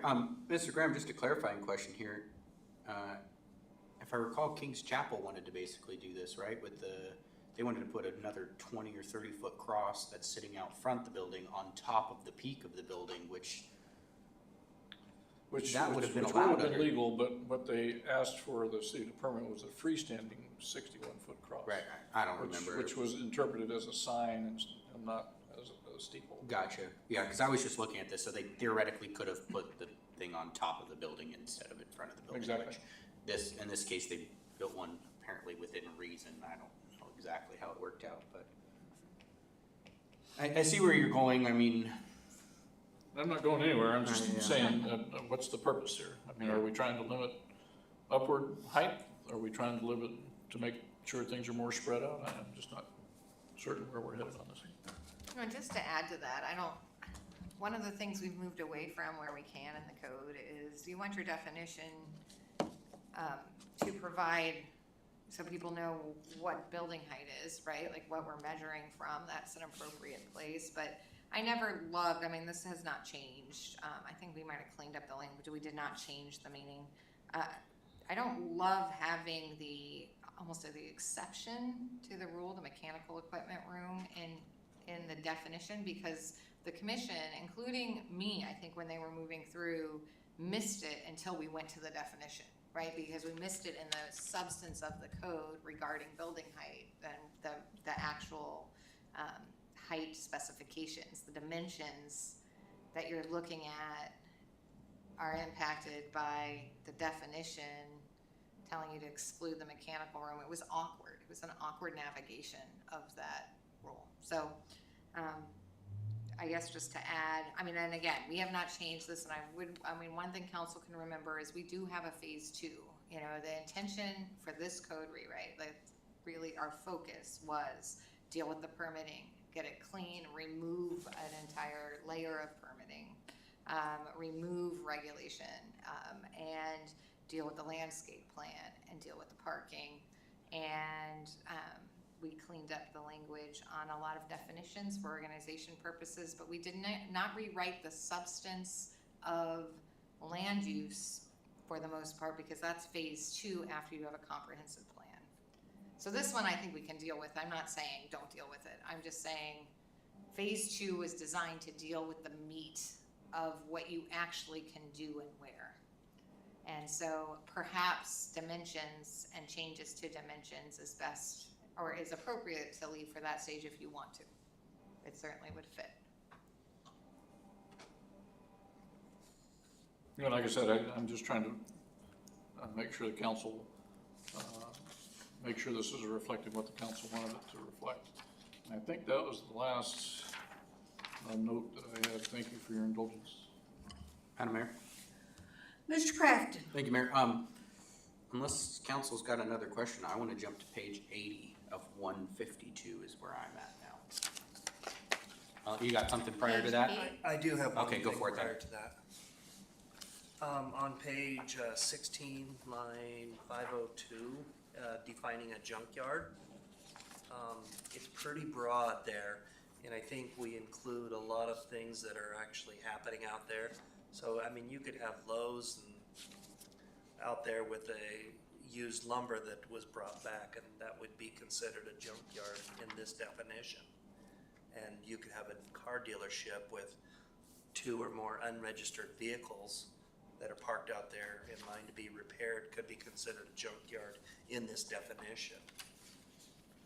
Is there any way to clarify that to Cause yeah, we also have classic collision, which you could argue their vehicles sitting out there. I mean, I feel like you would just have to exclude car dealerships or something like that from this. And like Or what- lumber stores. Right.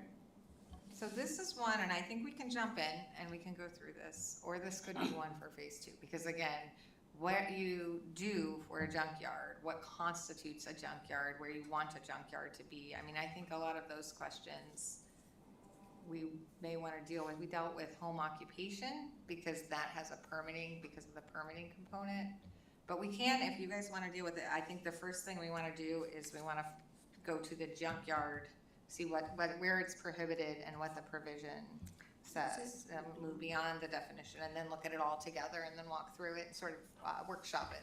So we can do that if council Yeah, wants to that do sounds good, because Okay. it also has, the keeping or, of appliances in there. And I don't know if anyone's been behind Lowe's, and when you buy a new refrigerator, they take your old one, and if you go behind their store, there's literally 30 other refrigerators waiting to be kicked down the road. So that would be constructed of a junkyard in that sense. Holly, would you be able to bring us back the exclusions of certain types of businesses? I feel like, because I know you said phase two, but the problem is phase two is after the comprehensive plan from what I understand. And if we pass this, then basically Lowe's, Kendall, Lithia, Classic Collision, our Home Depot, Spinard Builder Supply could theoretically be breaking this rule now. 'Cause Well, and that's what I'm saying, are we sure that they would be? I mean, this is just it's in the code, right? So, let's see, how do we define junkyard right now? Because I'm not sure that this is the type of thing that we would have changed. And again, I'm not so, saying but it was I have to look intentional, I at- think it was an accident that we didn't, it was an oversight of like, oh, we didn't think that those technically could qualify as that. Well, and I think that, so if they're using portion of their lot to do these things, they might qualify as a junkyard, but we need to look at how junkyard is regulated. So, let's see. The definition of a junkyard means a lot or portion thereof which is used for the purpose of outdoor storage, handling, dismantling, wrecking, keeping or sale of more than 2 unregistered, discarded, wrecked, or abandoned airplanes, appliances, vehicles, boats, and building materials, machinery, equipment, or parts thereof. So that is the definition we have now. So we have not changed that definition. And if we go to the specific approval criteria is what we really want to look at. So a junkyard shall be no junkyard shall be established or operated unless it is completely obscured from view of any traveled or public right-of-way or adjacent properties with a non-compatible use. The planner, so basically if like a residential or commercial, it has that in parentheses, a planner or commission may require continuous solid fence to prevent the unsightly display of the yard. The fence provided shall be continuous and of sufficient height and density to provide visual screening. And then we go to each of the districts where a junkyard is permitted. And a junkyard, to be clear, almost all of those establishments are going to be permitted because we permit everything in Wasilla, right? That's what we do, we permit. Everything has to have a permit regardless of what district it's in. So they are gonna be subject to a permit, their use will have been identified. So I assume that I assume all of those establishments are operating within the confines of the law. None of them are operating an illegal junkyard because it's part of their establishment. Building materials will be stored outside. So a lot of times why you see fences for these types of businesses, right? So if we go to, where do you think, I'm guessing commercial? Is that where most of these enterprises are? Sorry, Holly, I think what Mark's trying to say here is that somebody could argue that they are a junkyard because basically they are meeting the definition of a junkyard. And so Lowe's, we'll use them as the example, shouldn't have to, when they got their permit, or if they have to get another permit for whatever reason, like say they decide to expand the building, now they have to meet the definition of junkyard and they have to notify all the people around them which if I recall, there are some residential areas close by that would fall within the distance regulation. Now people are they're gonna be getting a notice, hey, Lowe's wants to be permitted as a junkyard. And it's like, no, what they're doing is when they replace your refrigerator, they put their refrigerator in the back of the outside on the back side of the building while they wait for the new company to haul it off and get rid of it. But until then, it meets the definition of junkyard. So what we would be saying is that there are specific uses that are prohibited from being claimed as a junkyard. Again, I think dealerships or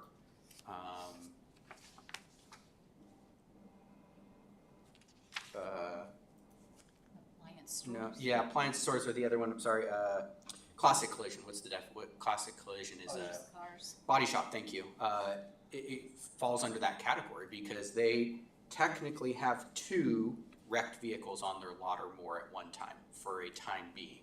Yes, are those vehicles gonna get worked on, but until then, they are considered wrecked. So my only question would be, so junkyard, that definition, you see this used over and over again in communities where a person is claiming to have the type of business that you are thinking currently about a established building, dealership or an established building material shop, and use the example Lowe's. But let's say a person has a business and they have a less established business with stuff everywhere on their property, and if you exempt a certain type of business from the storage requirement, that's where you end up with a frustrated administration and a lot of complaints coming in saying a person is running a junkyard and they're saying, no, I'm running a body shop, right? Or I'm running I'm refurbishing cars. So that's all I'm saying is that I think the definition, I think the question is,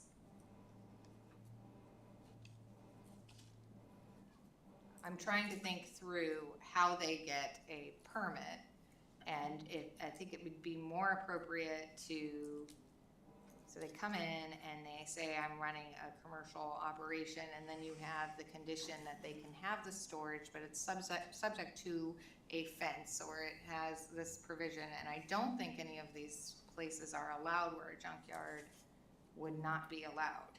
And so I think that's at the heart of your question is, are these businesses established somewhere where a junkyard is not permitted? Because they're all permitted, they're all subject to permitting.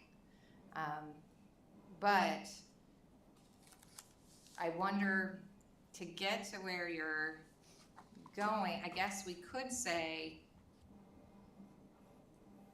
so I don't lean towards taking out the storage of these things from the term junkyard. Not what we're asking. I don't think it is. So, but I'm trying to figure out, do you want to say junkyard or storage lot? But then you don't want to regulate a storage lot as a separate, so I will think through this. Mike has a question. Sure. Okay, so if we use Lowe's as the example, they came in and they got a permit as a commercial over 10,000 square feet. And so I guess, Holly, the question is, everyone's like, yeah, that's Lowe's, that's great. And then someone behind them says, they have all the things back there, I hate it, they're a junkyard. We would say, no, they're permitted as a general commerce over 10,000 square feet. How can someone change the view? They're already permitted. And the automotive is a good example too. I want to start an automotive shop. I'm going to work on cars. Actually, I'm going to collect a bunch of cars. I don't know how many I'm working on, but I have 40 cars, but I'm working on them. And you drive by and you see junkyard, but I say, no, I got the permit for an automotive repair shop. That really is when you're supposed to, that's where as Holly said, that's where the permit needs to say, well, what do we want an automotive repair shop to look like in Wasilla? Is it allowed to have that many stored on site, either in some form of repair or you're taking them for parts, but there's no visual screening?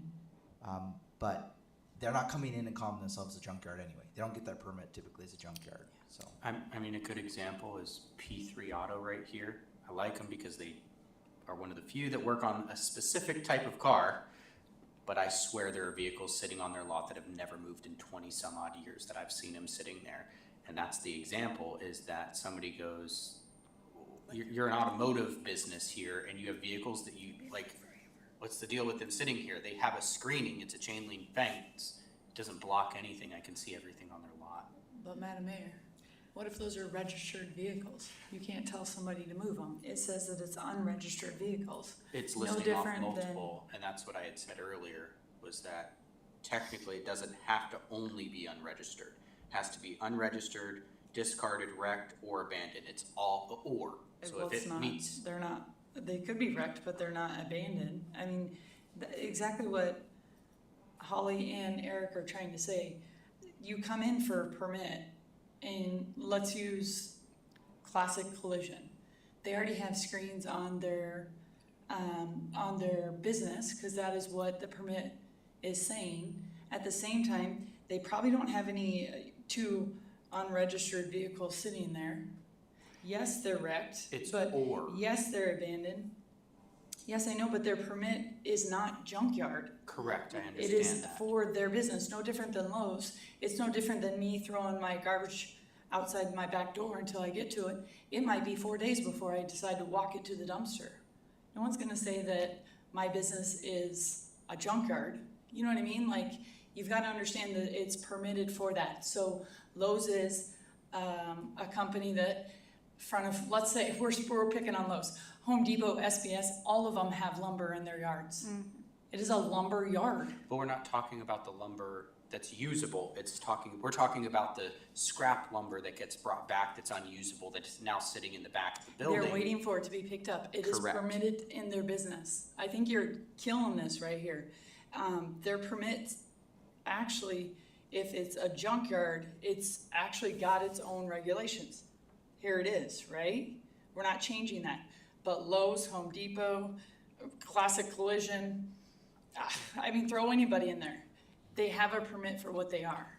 Correct, but if somebody walked up to Lowe's and said, hey, it looks like you have a bunch of appliances in the back here that are abandoned or discarded, you meet the definition of a junkyard now. No, they're waiting for it to get picked up like the trash. I'm saying that the argument exists, and that's what Mark was bringing up as well, is that there's the possibility that the argument exists. I guess my argument would be junkyard should be as broad as possible, because when they need to use it for enforcement purposes, by the very nature of a junkyard, it includes all of the things listed here. The more we try to restrict that, it will be difficult. A permit process for all of these businesses that you were, and I completely understand that goal to protect those businesses from being identified as a junkyard or requiring a junkyard permit. But truthfully, to the extent they're operating like a junkyard, they, you know, if you have a big property and then you take a portion of your property and you just store stuff on it, then yes, even if you're Lowe's, we're going to, you're have a junkyard. You know, if you put a bunch of cars on there that are wrecked and you just leave those wrecked cars, because arguably changing out the wrecked cars, right? You're looking at what is stored on there. So if you have a wrecked car that is on there until you fix it and you're turning those cars around, they're changing, then I think it would be difficult to argue that that is a junkyard, because it's the storage that triggers the definition. But I think that yes, they will be complying, and that will usually happen through the permit process, because being a junkyard is not bad. We all need junkyards. Junkyards are great, and a lot of them are very organized, you know, great businesses. It's a way of identifying a use to take a piece of property and put stuff on it, store stuff on it. That is, you know, and that is its sort of purpose, the purpose of that parcel. So if you want to take that away, I would say just take away the or part of. If you want to get to the Lowe's part, take away the or part of. All I was trying to do was protect those businesses from somebody complaining, or what I was jumping on board with Mark here, because the point he brought up was because I can understand. I could walk up to Lowe's and go, Lowe's, you look like a junkyard, I'm gonna go file a complaint now that now has to be dealt with. That's what I'm saying, is that somebody could arguably try and do that. I'm okay with leaving it as is, but that's what I'm trying to get the point across is that there's an interpretation here that somebody could argue. Yeah, and I do think if they don't meet the requirement, if they're not doing what they should be doing as a junkyard, then we do have a problem, even if they're Lowe's. And that's why so many of them have the gates and the big fences around their lumber yards and again, the cars, that was a great example because we're not dealing with, and I think this was your point, was we're not dealing with cars that are just for sale, you know, and unless they meet the definition. So Every one of these regulations can be interpreted as whoever, whatever. And there's no way you can write a regulation that cannot be interpreted in a different venue than what it was written for. And you can't protect them all. And Madam Mayor, for that sake, there is the reason that people can write complaints. Right. And at that point, there is already a process that when the complaint comes in, that then we take it. And so that is already all set up. It's gonna be clearly taken care of without the code having to do that every time. but I do think, Okay, it is 8:01 and we are gonna take at least a 5-minute break. Sounds good.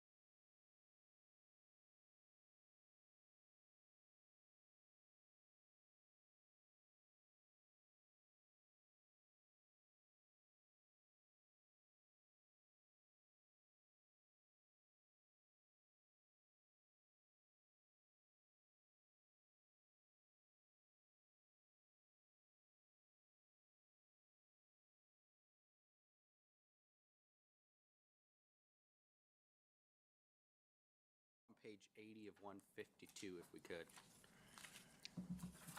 Page 80? Correct. Of 152. Yes.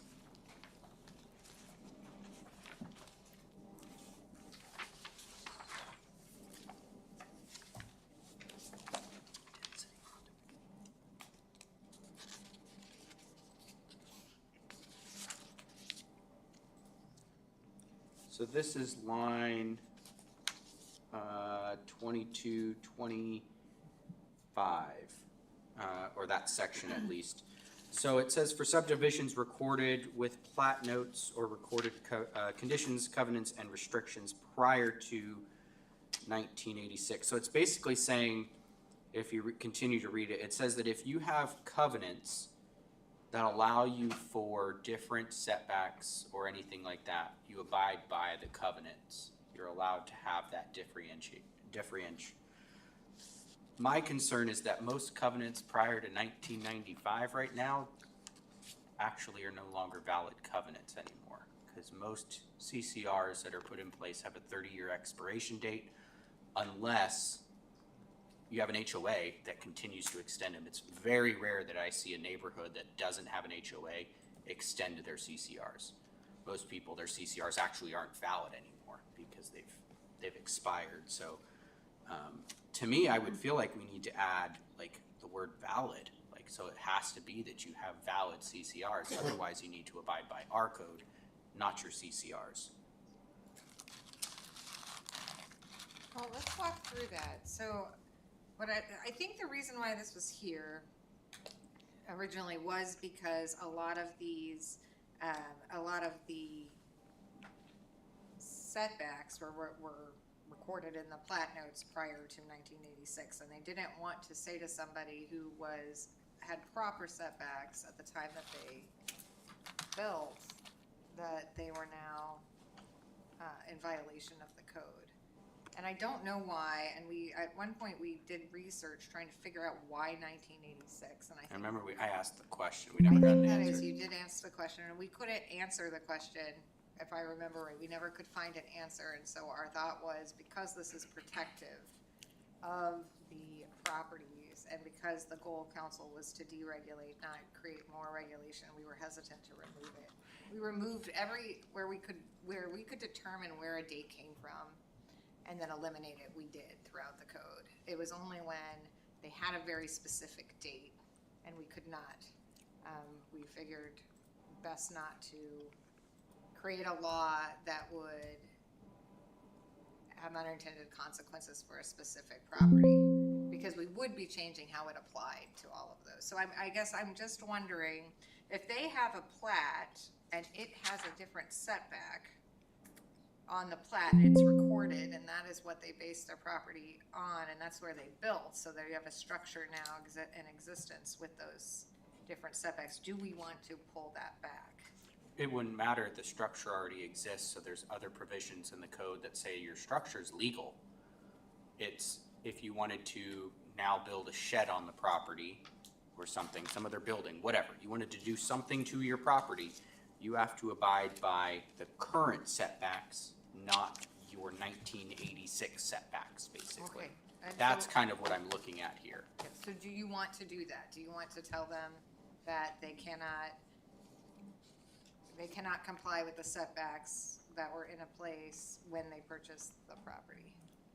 And it's okay if you do. I think that's the question, I guess. It's going to be who's to more say- regulation, not less regulation. So, but I understand it just applies to this, this smaller, because if they're doing something in violation of their CCRs, then they have, those covenants. But they're not in violation of the CCRs because the CCRs aren't valid anymore at that point, is what I'm saying.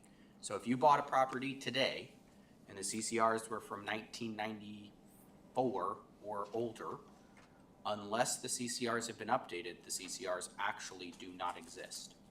Okay, I think, so what you're saying is, it's not more regulation, because you're saying the setbacks, because this is just a reduction of setbacks beyond what's in the code, right? So you have what's in the code for our setbacks and our dimensional Correct. standards.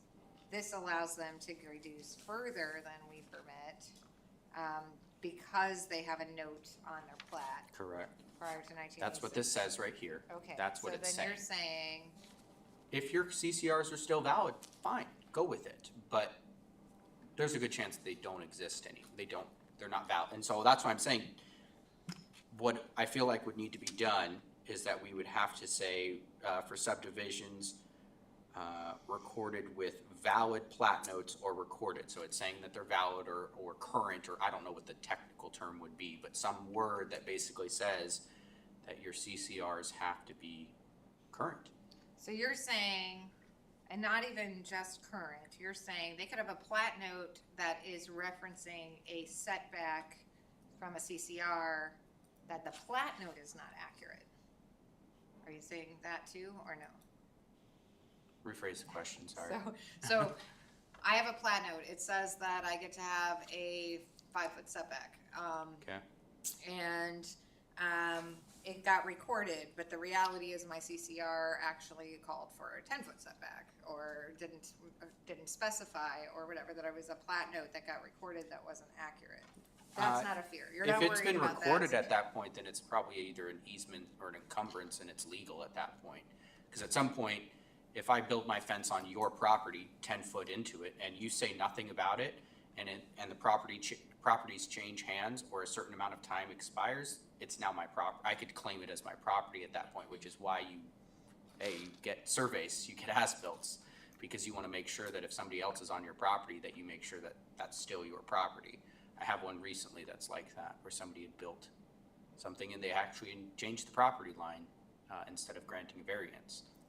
And so, again, what I'm saying is, if you bought a property and your covenants are not valid, you can't build, say it's 5 feet from the setback, you have to abide by our current code's setback. Okay, I think you guys could do that. I think that's a choice. I do think that whether or not the covenants and restrictions still exist versus, this is dealing with their 1986 covenants and restrictions. You know, so if it was valid in 1986, the purpose here is to allow them the benefit of that reduced setback. But council can remove that reduced setback, and then we just remove the section. And to the extent to the extent this 1986, which I'm guessing it was just that that's where the setbacks were placed, and we didn't have the zoning that we have now, or to the extent we have now, and that is why it's a way of protecting those properties. But I think we could just remove the whole thing. I don't think we need to remove it. I think it still serves a purpose here. What I'm just saying is we have to differentiate between what are illegal CCRs and non-legal CCRs now. But I don't think the intent of this provision is to identify CCRs that are in existence. It's to identify CCRs that were in existence in 1986 and protect the property. So that's all I'm saying, is that I don't think it's for the covenants and restrictions that are valid now. It's for the covenants and restrictions that were in place, and to the extent they were in place in 1986, prior to 1986. Kathy? Madam Mayor, if I remember right, the reason that 1986 date was in there was because that's when some of the waterfront setbacks had been placed. And anything prior to 86 was grandfathered in. And I think that's what that 86 date was from, and that's where that all stems from, was the waterfront setbacks. Well, that makes a lot of sense. I mean, I think that because that probably was, I mean, you tell me, but that was probably one of the first areas we started to see zoning or regulation as a city. Is that true? I would imagine. I think so. Protecting those waterways. I think we did, because that's the area with our lakes here, that the first sewage systems, that whole plan was put in place, was to protect our lakes. And there's another provision in this that protects that still, regardless of this spot right here. Elena? The plat notes as setting the So setbacks. the water setback is what I'm talking about. Okay, and I think that's the question. I mean, this really is protecting these properties that have setbacks laid out in plat notes, which is not, when they were not necessarily laid out in code, or for whatever reason. Prior to 1986, we want to say it is okay if your setback was laid out on your plat and it's recorded, you are good. You follow that, it's okay. Which is separate from the use and the building, and we're actually, this is saying, if you have a plat that says you could do this and it's from before 1986, you go ahead and do whatever, setback wise, you do what your plat says. So I think it's just, I guess I would say, not a legal question at that point. It's really up to council. I am okay, Councilmember Crafton, with eliminating it. If you're going to add the word valid CCRs, I think you change the meaning of the section. But I think that's okay too, if you want to. Because how many of these houses that are on Lake Lucille and Wasilla Lake and whatever, they're not 75 foot back. Most of them aren't. No, most of them aren't.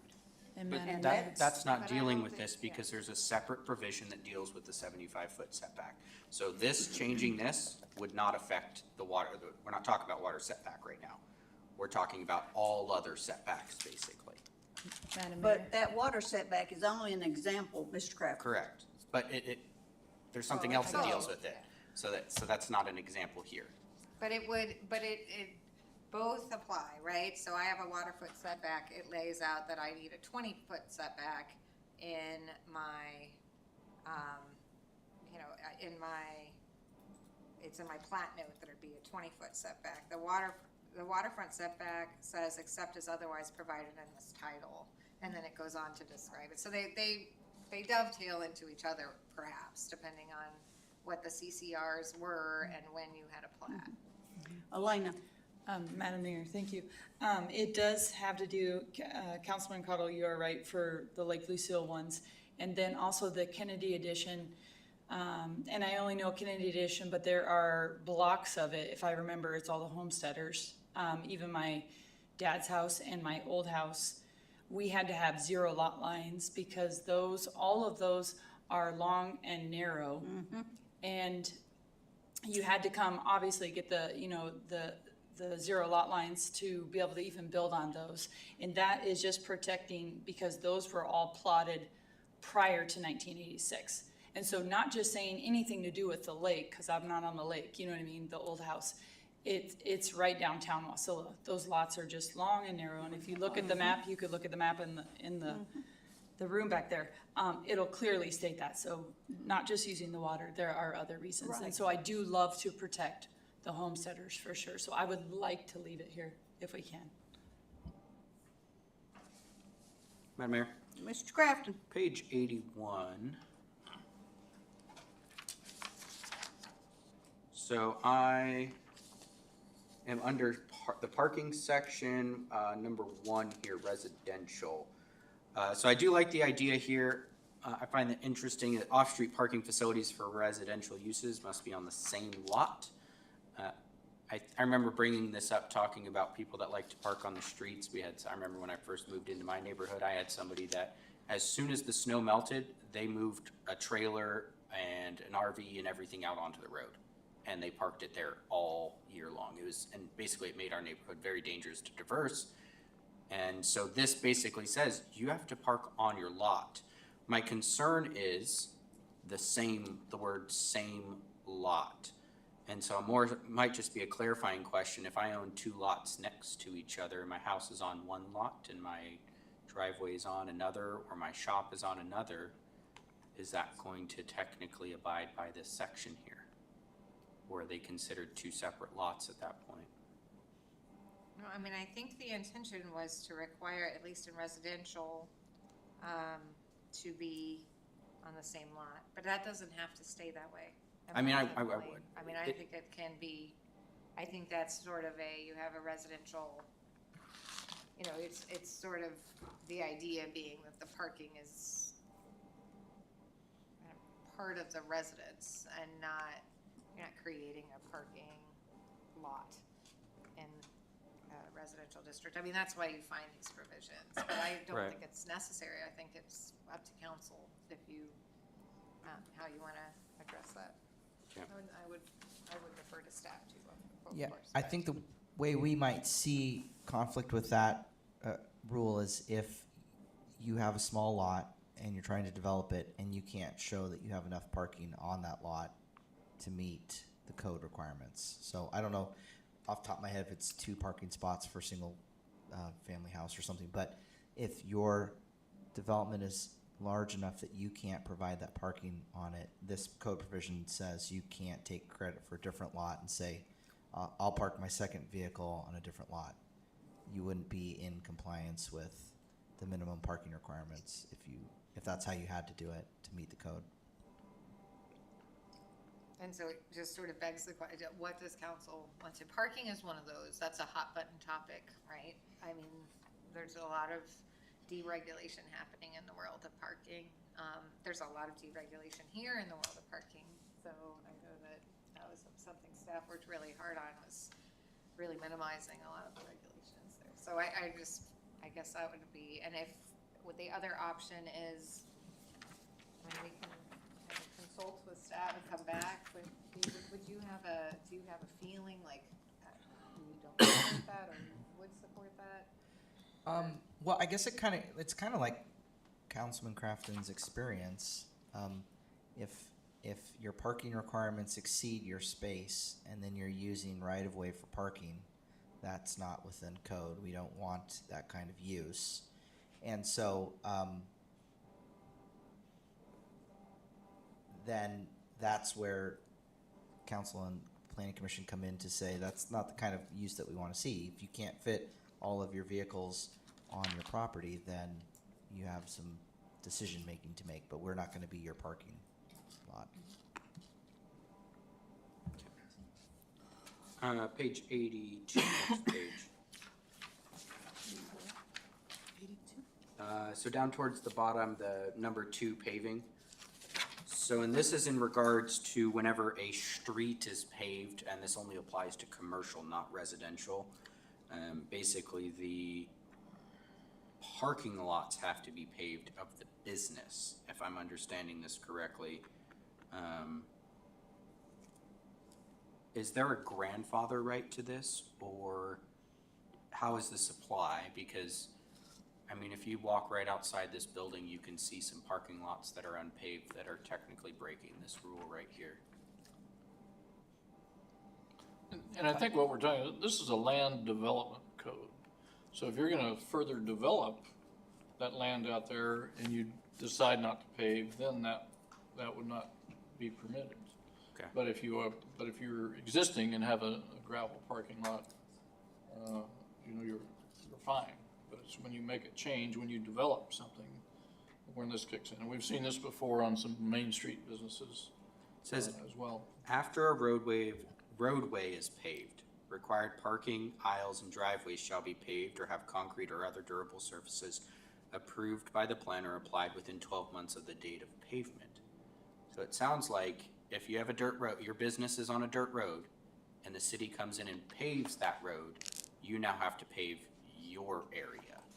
That's the way I understand this. That's the way I read it too. We don't have time to go around and pick on unpaved parking lots when we go by paving. But I think the premise is that the city has put financial resources into paving the road, and we know pavement is better to maintain, and no one wants to.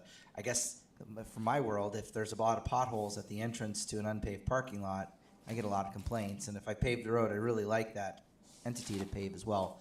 But to Mr. Graham's point, I think it would in a normal event, it'd probably be with a redevelopment application, and we would say, welcome to an asphalt parking lot requirement in this new permit. So, but this gives the council leeway to say, hey, this isn't right, and we have code in here that says you have a year to pave.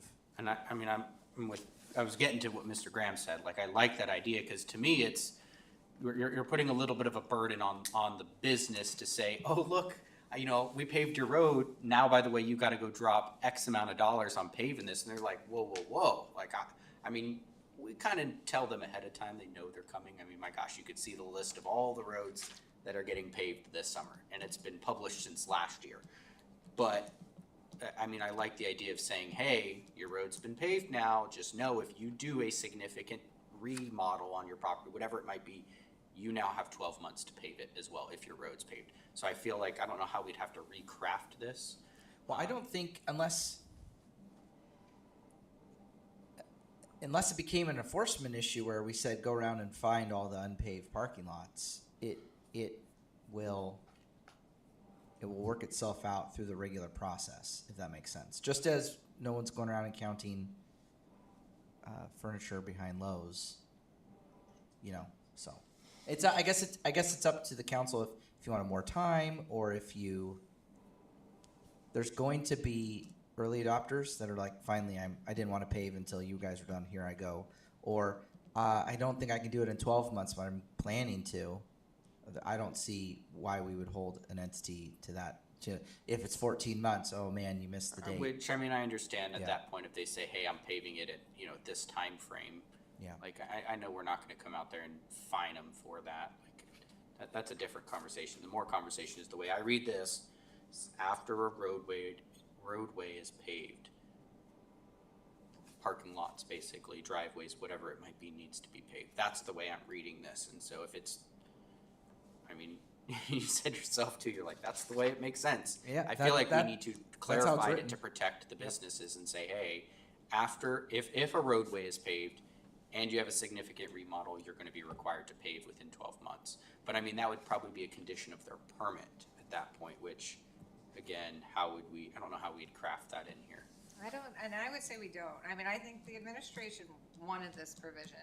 I think that we added this and that language for that purpose, to make sure that those businesses, or I think it's residential uses of less than 5 dwelling units and temporary uses are not subject to it, right? But otherwise, they wanted this provision.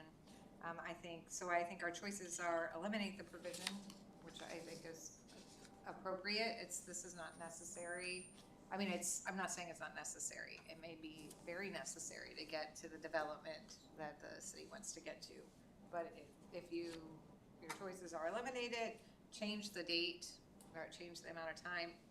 And the choice Councilmember Crafton you're talking about, which is also a choice, to tie it to develop a permit for some more substantial redevelop, I would not specify then, because then it will be in a condition that we see imposed through the permitting process. So in that case, I just delete it. If we don't, so you're saying if we wanted to tie it to development, we should just outright delete it at that point? yeah, I think you just outright delete it, and then what we can think about, and I'll work with Eric on this, is there, when we go to the permitting procedures where we look at conditions, do we want to flag sort of when we're listing conditions that they can impose? And I think we keep it pretty clean. They can impose conditions. I think at that point, it just becomes a condition that you impose, but the code makes it more automatic. So I wonder if you'd rather, one of the things, I don't think it's tied to development. It's tied to the pavement of the road. Yeah. And you have a commercial enterprise Yep. where they're driving on, if I remember right, one of the emphasis was on the wear and tear of the road when you have, wasn't it? When you have the gravel, or there was some. High use road to gravel intersections are problematic. They cause all kinds of issues. So we see the road degrade because of that. We see that at all our intersections on our current gravel roads as they enter our own roads. We see unraveling. So I guess it really comes down to if the council feels strongly that this is a nudge, this is a stick to a business that was on a dirt road and now it gets paved, there's an expectation that they upgrade their pavement too. If that's too heavy-handed, then that's what the council needs to decide. Or if that's just what the city needs to see for growth, then it could stay, and that's what the council wants. So What about expanding the period of time? Like, does that, or no? I like tying it to the redevelopment aspect of making it a condition upon redevelopment of your property at that point. I mean, at least they have a heads up. Hey, I'm gonna get a permit. I wanna do this major remodel on my property. Oh, by the way, your road's been paved. We're gonna ask that you repave it at that time. Again, do I like the idea of like what Eric's saying of like getting it paved sooner? Yes, because again, you're pulling all of those dirt and rocks out onto our roads that we're having to clean up. You're dirtying up our roads. Like there's a whole aspect of why we want it done. Yep. But there's also a burden on the business, and There to me, is. there's an undue burden that we don't need to place on them, and we just make a condition of redevelopment. I think that's the simplest way to do it.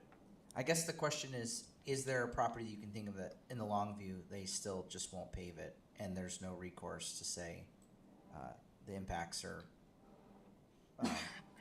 strong enough that we want this, you know? There's none that I'm thinking of that I feel like need it to get done.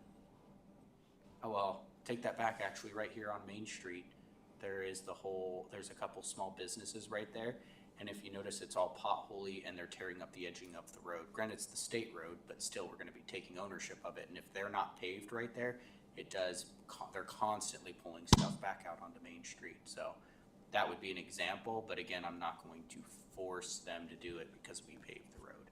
I'd say, hey, when you redevelop, that's when you need to do it. Is there a certain area that would be like a certain amount of paving that might not be a whole driveway? That would Oh, be- like an apron? Sure. Yeah. Yeah, we call those aprons, Small. right? And so Okay. typically, you could push that, wear point onto the private property. So you could say that they need to pave an apron of a certain size. But I would say let's just leave it at that, we're done. Moving on. So while we're on this page, Madam Mayor, the next set of things down there, where it talks about floodlights on line 2307. I think all of that terminology is just out of date. You know, people don't use floodlights anymore, they use illumination, and I think perhaps Mr. Shaw could come up with a minimum illumination for a minimum number of square feet and adjust that. Do you want to talk like lumens and cutoff? This is the place I would look for the council's direction on light pollution, and just kind of a language of any sort that you feel comfortable with on the minimum standard of lights. So I agree. I'm not a fan of floodlights. I think we get a complaint from one of the car dealerships. Not Swickard. Shining. car. Yeah, shining from the top of Herman down to the neighborhood on the other side of the treatment plant. And Right. so this would be, if that's an important aspect to the council, this is where I would see some updates to more modern language, and maybe we talk about average lumens and then full cutoff lights so that pollution isn't so bad, light pollution. Yeah, I'd like to see what you think written down. I mean, it's gotta be better than what we've got here, because now when you think floodlights, you think of those 75 or 100 or 150 watt screw-in bulbs that, you know, move around and can be pointed in all sorts of different directions, when that's not how parking lots are illuminated anymore, so. Thank you. Mr. Crafton, continue on. Jumping to page 102.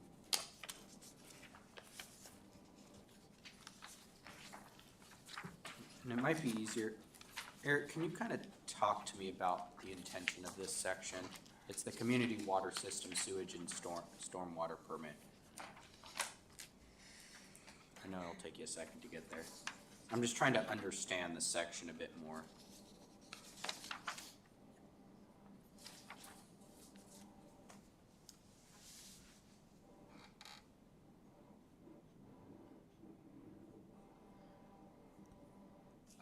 If Holly, I think this existed. I don't remember Yeah. us. Yeah. So this is carryover from code.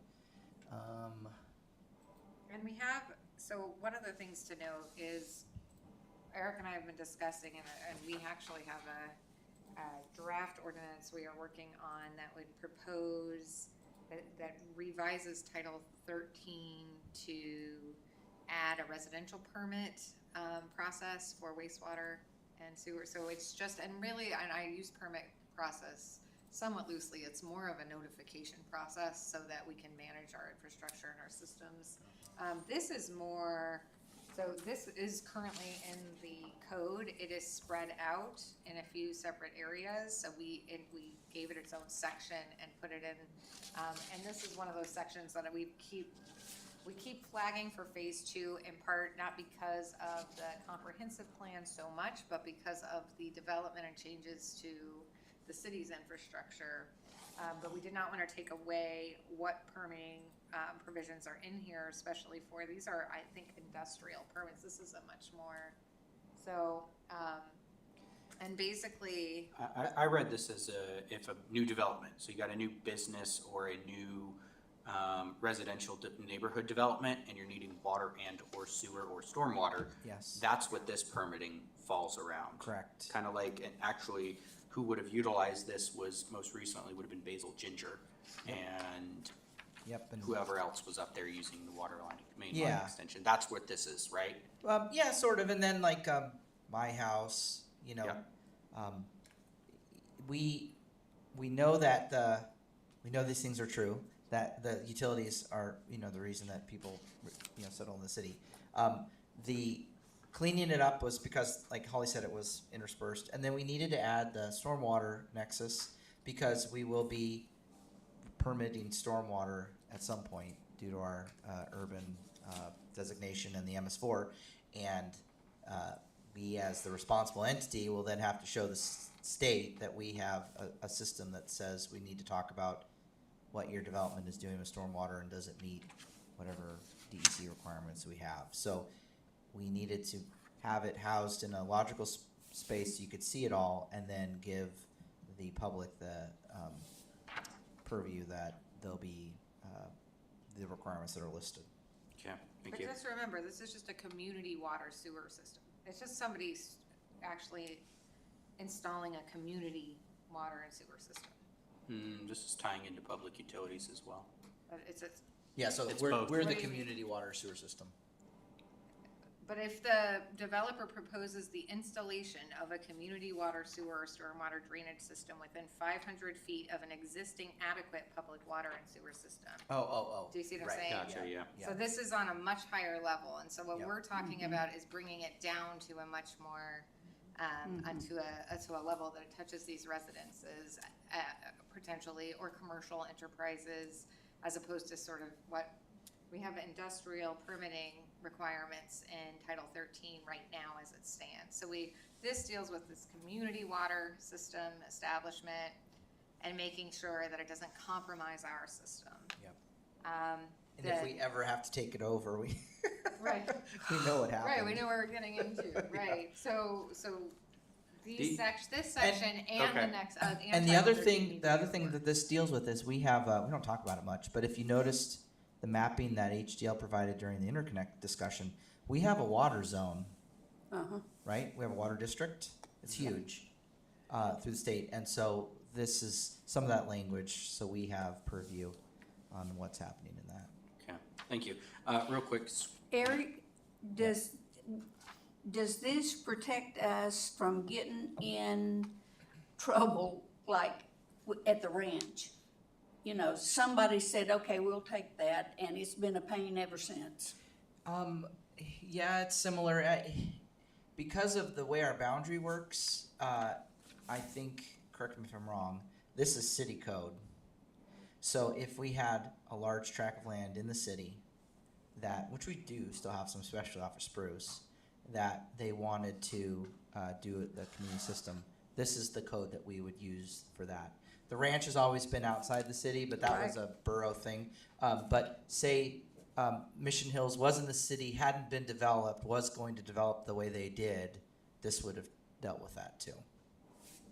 And you run into it where you have and I think this might be what you're saying, and I'm not as familiar with the actual properties, but you could have a community well agreement, right? And so you get properties on the well, something is that similar to what you're saying, yeah, so, I mean, I think I can speak for both of us when I say this section, along with Title 13, needs to be reworked as you guys are facing, and so Eric and I have talked about that, but it's not so much this language regarding the conditions and what you need for community water, sewer, and I think we added the word stormwater, I think you added that section as well. So we did rework the language here to clean it up and make it clear. Now it is clear, or it seems clear.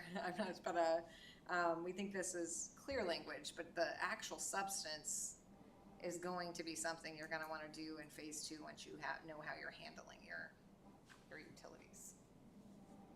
I mostly was just trying to understand if this was new language or existing. Yeah. The amount of times I've gone back and forth, I'm starting to lose it. Just a note, I don't know if this needs to be to the clerk or Holly, but if you look at page 102, we've got section A, B, B, C, D, E. Flip the page over, and it goes E, D, E again. Oh, yes, no, thank you. I don't know how, I swear. There's I'm one sure with a more I know I fine-tooth- flagged prior to Wonderful. this or something. I can't remember where it's at, but when I find it again, I'll let you know. But That is wonderful, and good, those also get caught by, the COT publication, Yeah, publishing I just committee, figured thank I'd flag goodness, it right but now. I'm very happy you're telling me, because it makes it easier to just work through it with the public Yeah. too. And then so where another- was that one, Councilmember Crafton? so basically, page 102 and 103, all of the letterings are practically wrong. Okay, so so it goes 102 and 103, it goes A, B, and then A, B, B. C, and then that sets them all back. Okay, got And it. then, Thank and then you. there's an EDE on page 103. So Okay. just double check all the letters under that entire section, basically. Another question, just to kind of something to think about, was borough regulations when it comes to these community systems like this. Did we double check to see what the borough has and if we wanted to match up with them on how it gets handled? That is a good question. I'll make a note to double check that. Yeah, I don't remember. I just mostly wanted, because again, if we've got developers that have to follow borough regulations one place and then city regulations, again, kind of like with Palmer, we're trying to make things as similar as possible when it Yeah. comes to this type of stuff, so. So that's actually regulated by the state. So the EC So there you go. requires us to, we show our documents, they show their documents, but I'll just double check that. Okay, thank you. And we did meet with the borough regarding this, as well as a couple other issues, and I think that we were harmonious. I mean, we actually talked to them not just about the current code, but about their future plans. So, I know, it was probably about a year ago. I think I have one more question before we call it for the night. Last one, Mayor. Page 105. No, You just wanted to say that. Last one. Because this one might be an interesting one. Let's see. It is line 2929, number B. Letter B, areas authorized by the city for public or private parks, playgrounds, playing fields, or golf courses that will retain. Basically, it's saying our parks are exempt from our landscape code. And so I'm curious why we're exempting our own parking lots and everything from our own code. Well, I think we're we should be exempting our parking lots. I think we should be exempting our parks, playgrounds, fields, golf courses, because if you think about a golf course, there's no trees. If you Right. think about a playground, there's often, you're not looking for a certain percentage of cover. You're looking for a very specific type of development. So this pre-existed in the code, and it exists in most codes, but we can definitely not exempt them, and we can go back. But that's why you see it, because it's an exemption from landscaping standards, and these all have very unique composition of quote-unquote landscaping. And I guess I use the term parking lot. When I think about it, is the parking lot of the playground area or the park, for instance. And so, to me, I find it interesting that we make everybody else do it, but then we don't make our own areas. I mean, I feel like there's a way to say, hey, if we're gonna have landscaping standards, then our areas need to follow those standards as well. I mean, we're cutting back these standards pretty heavily. And so, I feel like there's a way to still make it work and not be considered exempt from them. Well, and just to be clear, we could do that, but this applies to both the city and private parks, golf courses, playgrounds, playing fields. This is not just a exemption for city, it's a landscaping exemption that stems from the type of development that is required. So you can't apply a lot of the landscaping standards to, say, a golf course without eliminating that it is in fact a golf course. So, because it is not going to be able to meet those standards and still function as a golf course. And so that's even, the city doesn't own any golf courses, right? But that would apply to the private golf courses City doesn't own any, okay. I'm mostly thinking for city parks, mostly is the one that I had been thinking about, but that's kind of where I'm at with it is, to me, I like golf courses I can understand, you know, but obviously they're still landscaped in some fashion that I assume they're still gonna, in a sense, meet some of those requirements. Cause thinking through it, it's really just saying, hey, when it comes to our landscaping requirements, we're saying if you have so much pavement or so much building space, this is what your landscaping requirements are. And so these places would be able to meet that in most cases. Yeah, I mean, I think the other thing is, It talks about pervious ground cover, and I think that's kind of legalese for like grass and stuff. So if it has plants on it, then it doesn't have to meet that, because remember the code was extremely prescriptive on number of trees and how big and that sort of thing.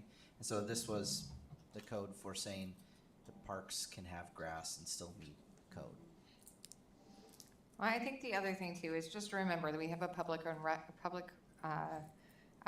and Rec Commission requirement when we're talking about city parks. And like the city parks are actually subject to a lot more regulation and oversight, and there's a process in place.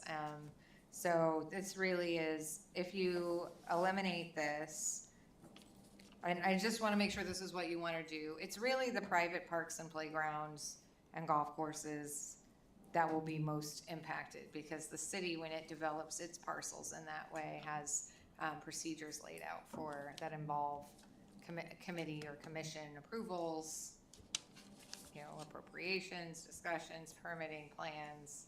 So we might want to think about just making those provisions more, you know, more rigid or more involved, depending on what your goal is. I guess I'm just failing to see how those areas would not be able to meet our landscape requirements based on the landscaping code that I'm reading. That's just where I'm at. I'm seeing it. Is having read it 3 or 4 times now, those areas still have the capability to meet those landscaping requirements without preventing them to have those uses. Golf courses, we don't have any inside the city. Don't know where somebody would even be able to put some. But for parks, playgrounds, you know, that's still possible and meet those requirements. So that's where I'm at with just. Okay. Yeah, So. no, I think it's totally up to you guys. I mean, I think this is designed for ease. I have a playground, I don't have to pay attention to anything else. I can look at this and be like, oh, I use my property for a playground or for a baseball field. But if the city is the only one that has these things within this confines of the city, we could eliminate the provision. I think they are all regulated by the permitting and commission requirements for the city. So that said, I'm not as confident that they wouldn't be subject to landscaping. I would have to go through the landscaping code and think through each one of these things that have pervious ground cover. Because most of even the landscaping has been dialed back a lot. There are requirements for things beyond grass. You know, lawns and grass are not the emphasis. Since we are, under this plan as it stands, we really are emphasizing native vegetation. And these areas often just have grass. And so I'm just worried that there'd be. I mean, the only one I could see that they would really run into is the clear cutting aspect, which I think our clear cutting says you have to leave 25%. You can't clear cut more than 75% of a lot. That might even be a residential at a certain square footage. So I mean, again, the way I read it, unless I missed something, and like I said, the 4 times that I've read this, 5 times, who knows how many times, they probably could meet the landscaping requirements. And so everybody has a uniformity instead of saying, hey, we're the city, we make the rules, we get to do what we want. That's the way I'm looking at that, that's what it says. But they'll still need a landscaping plan in some Correct. situations, which by itself is a burden, according to some. You know what I mean? So that's all I'm saying is, it's not the same thing as saying you're exempt. You can have your lawn if you're one of these things. We are not gonna even pay attention to you.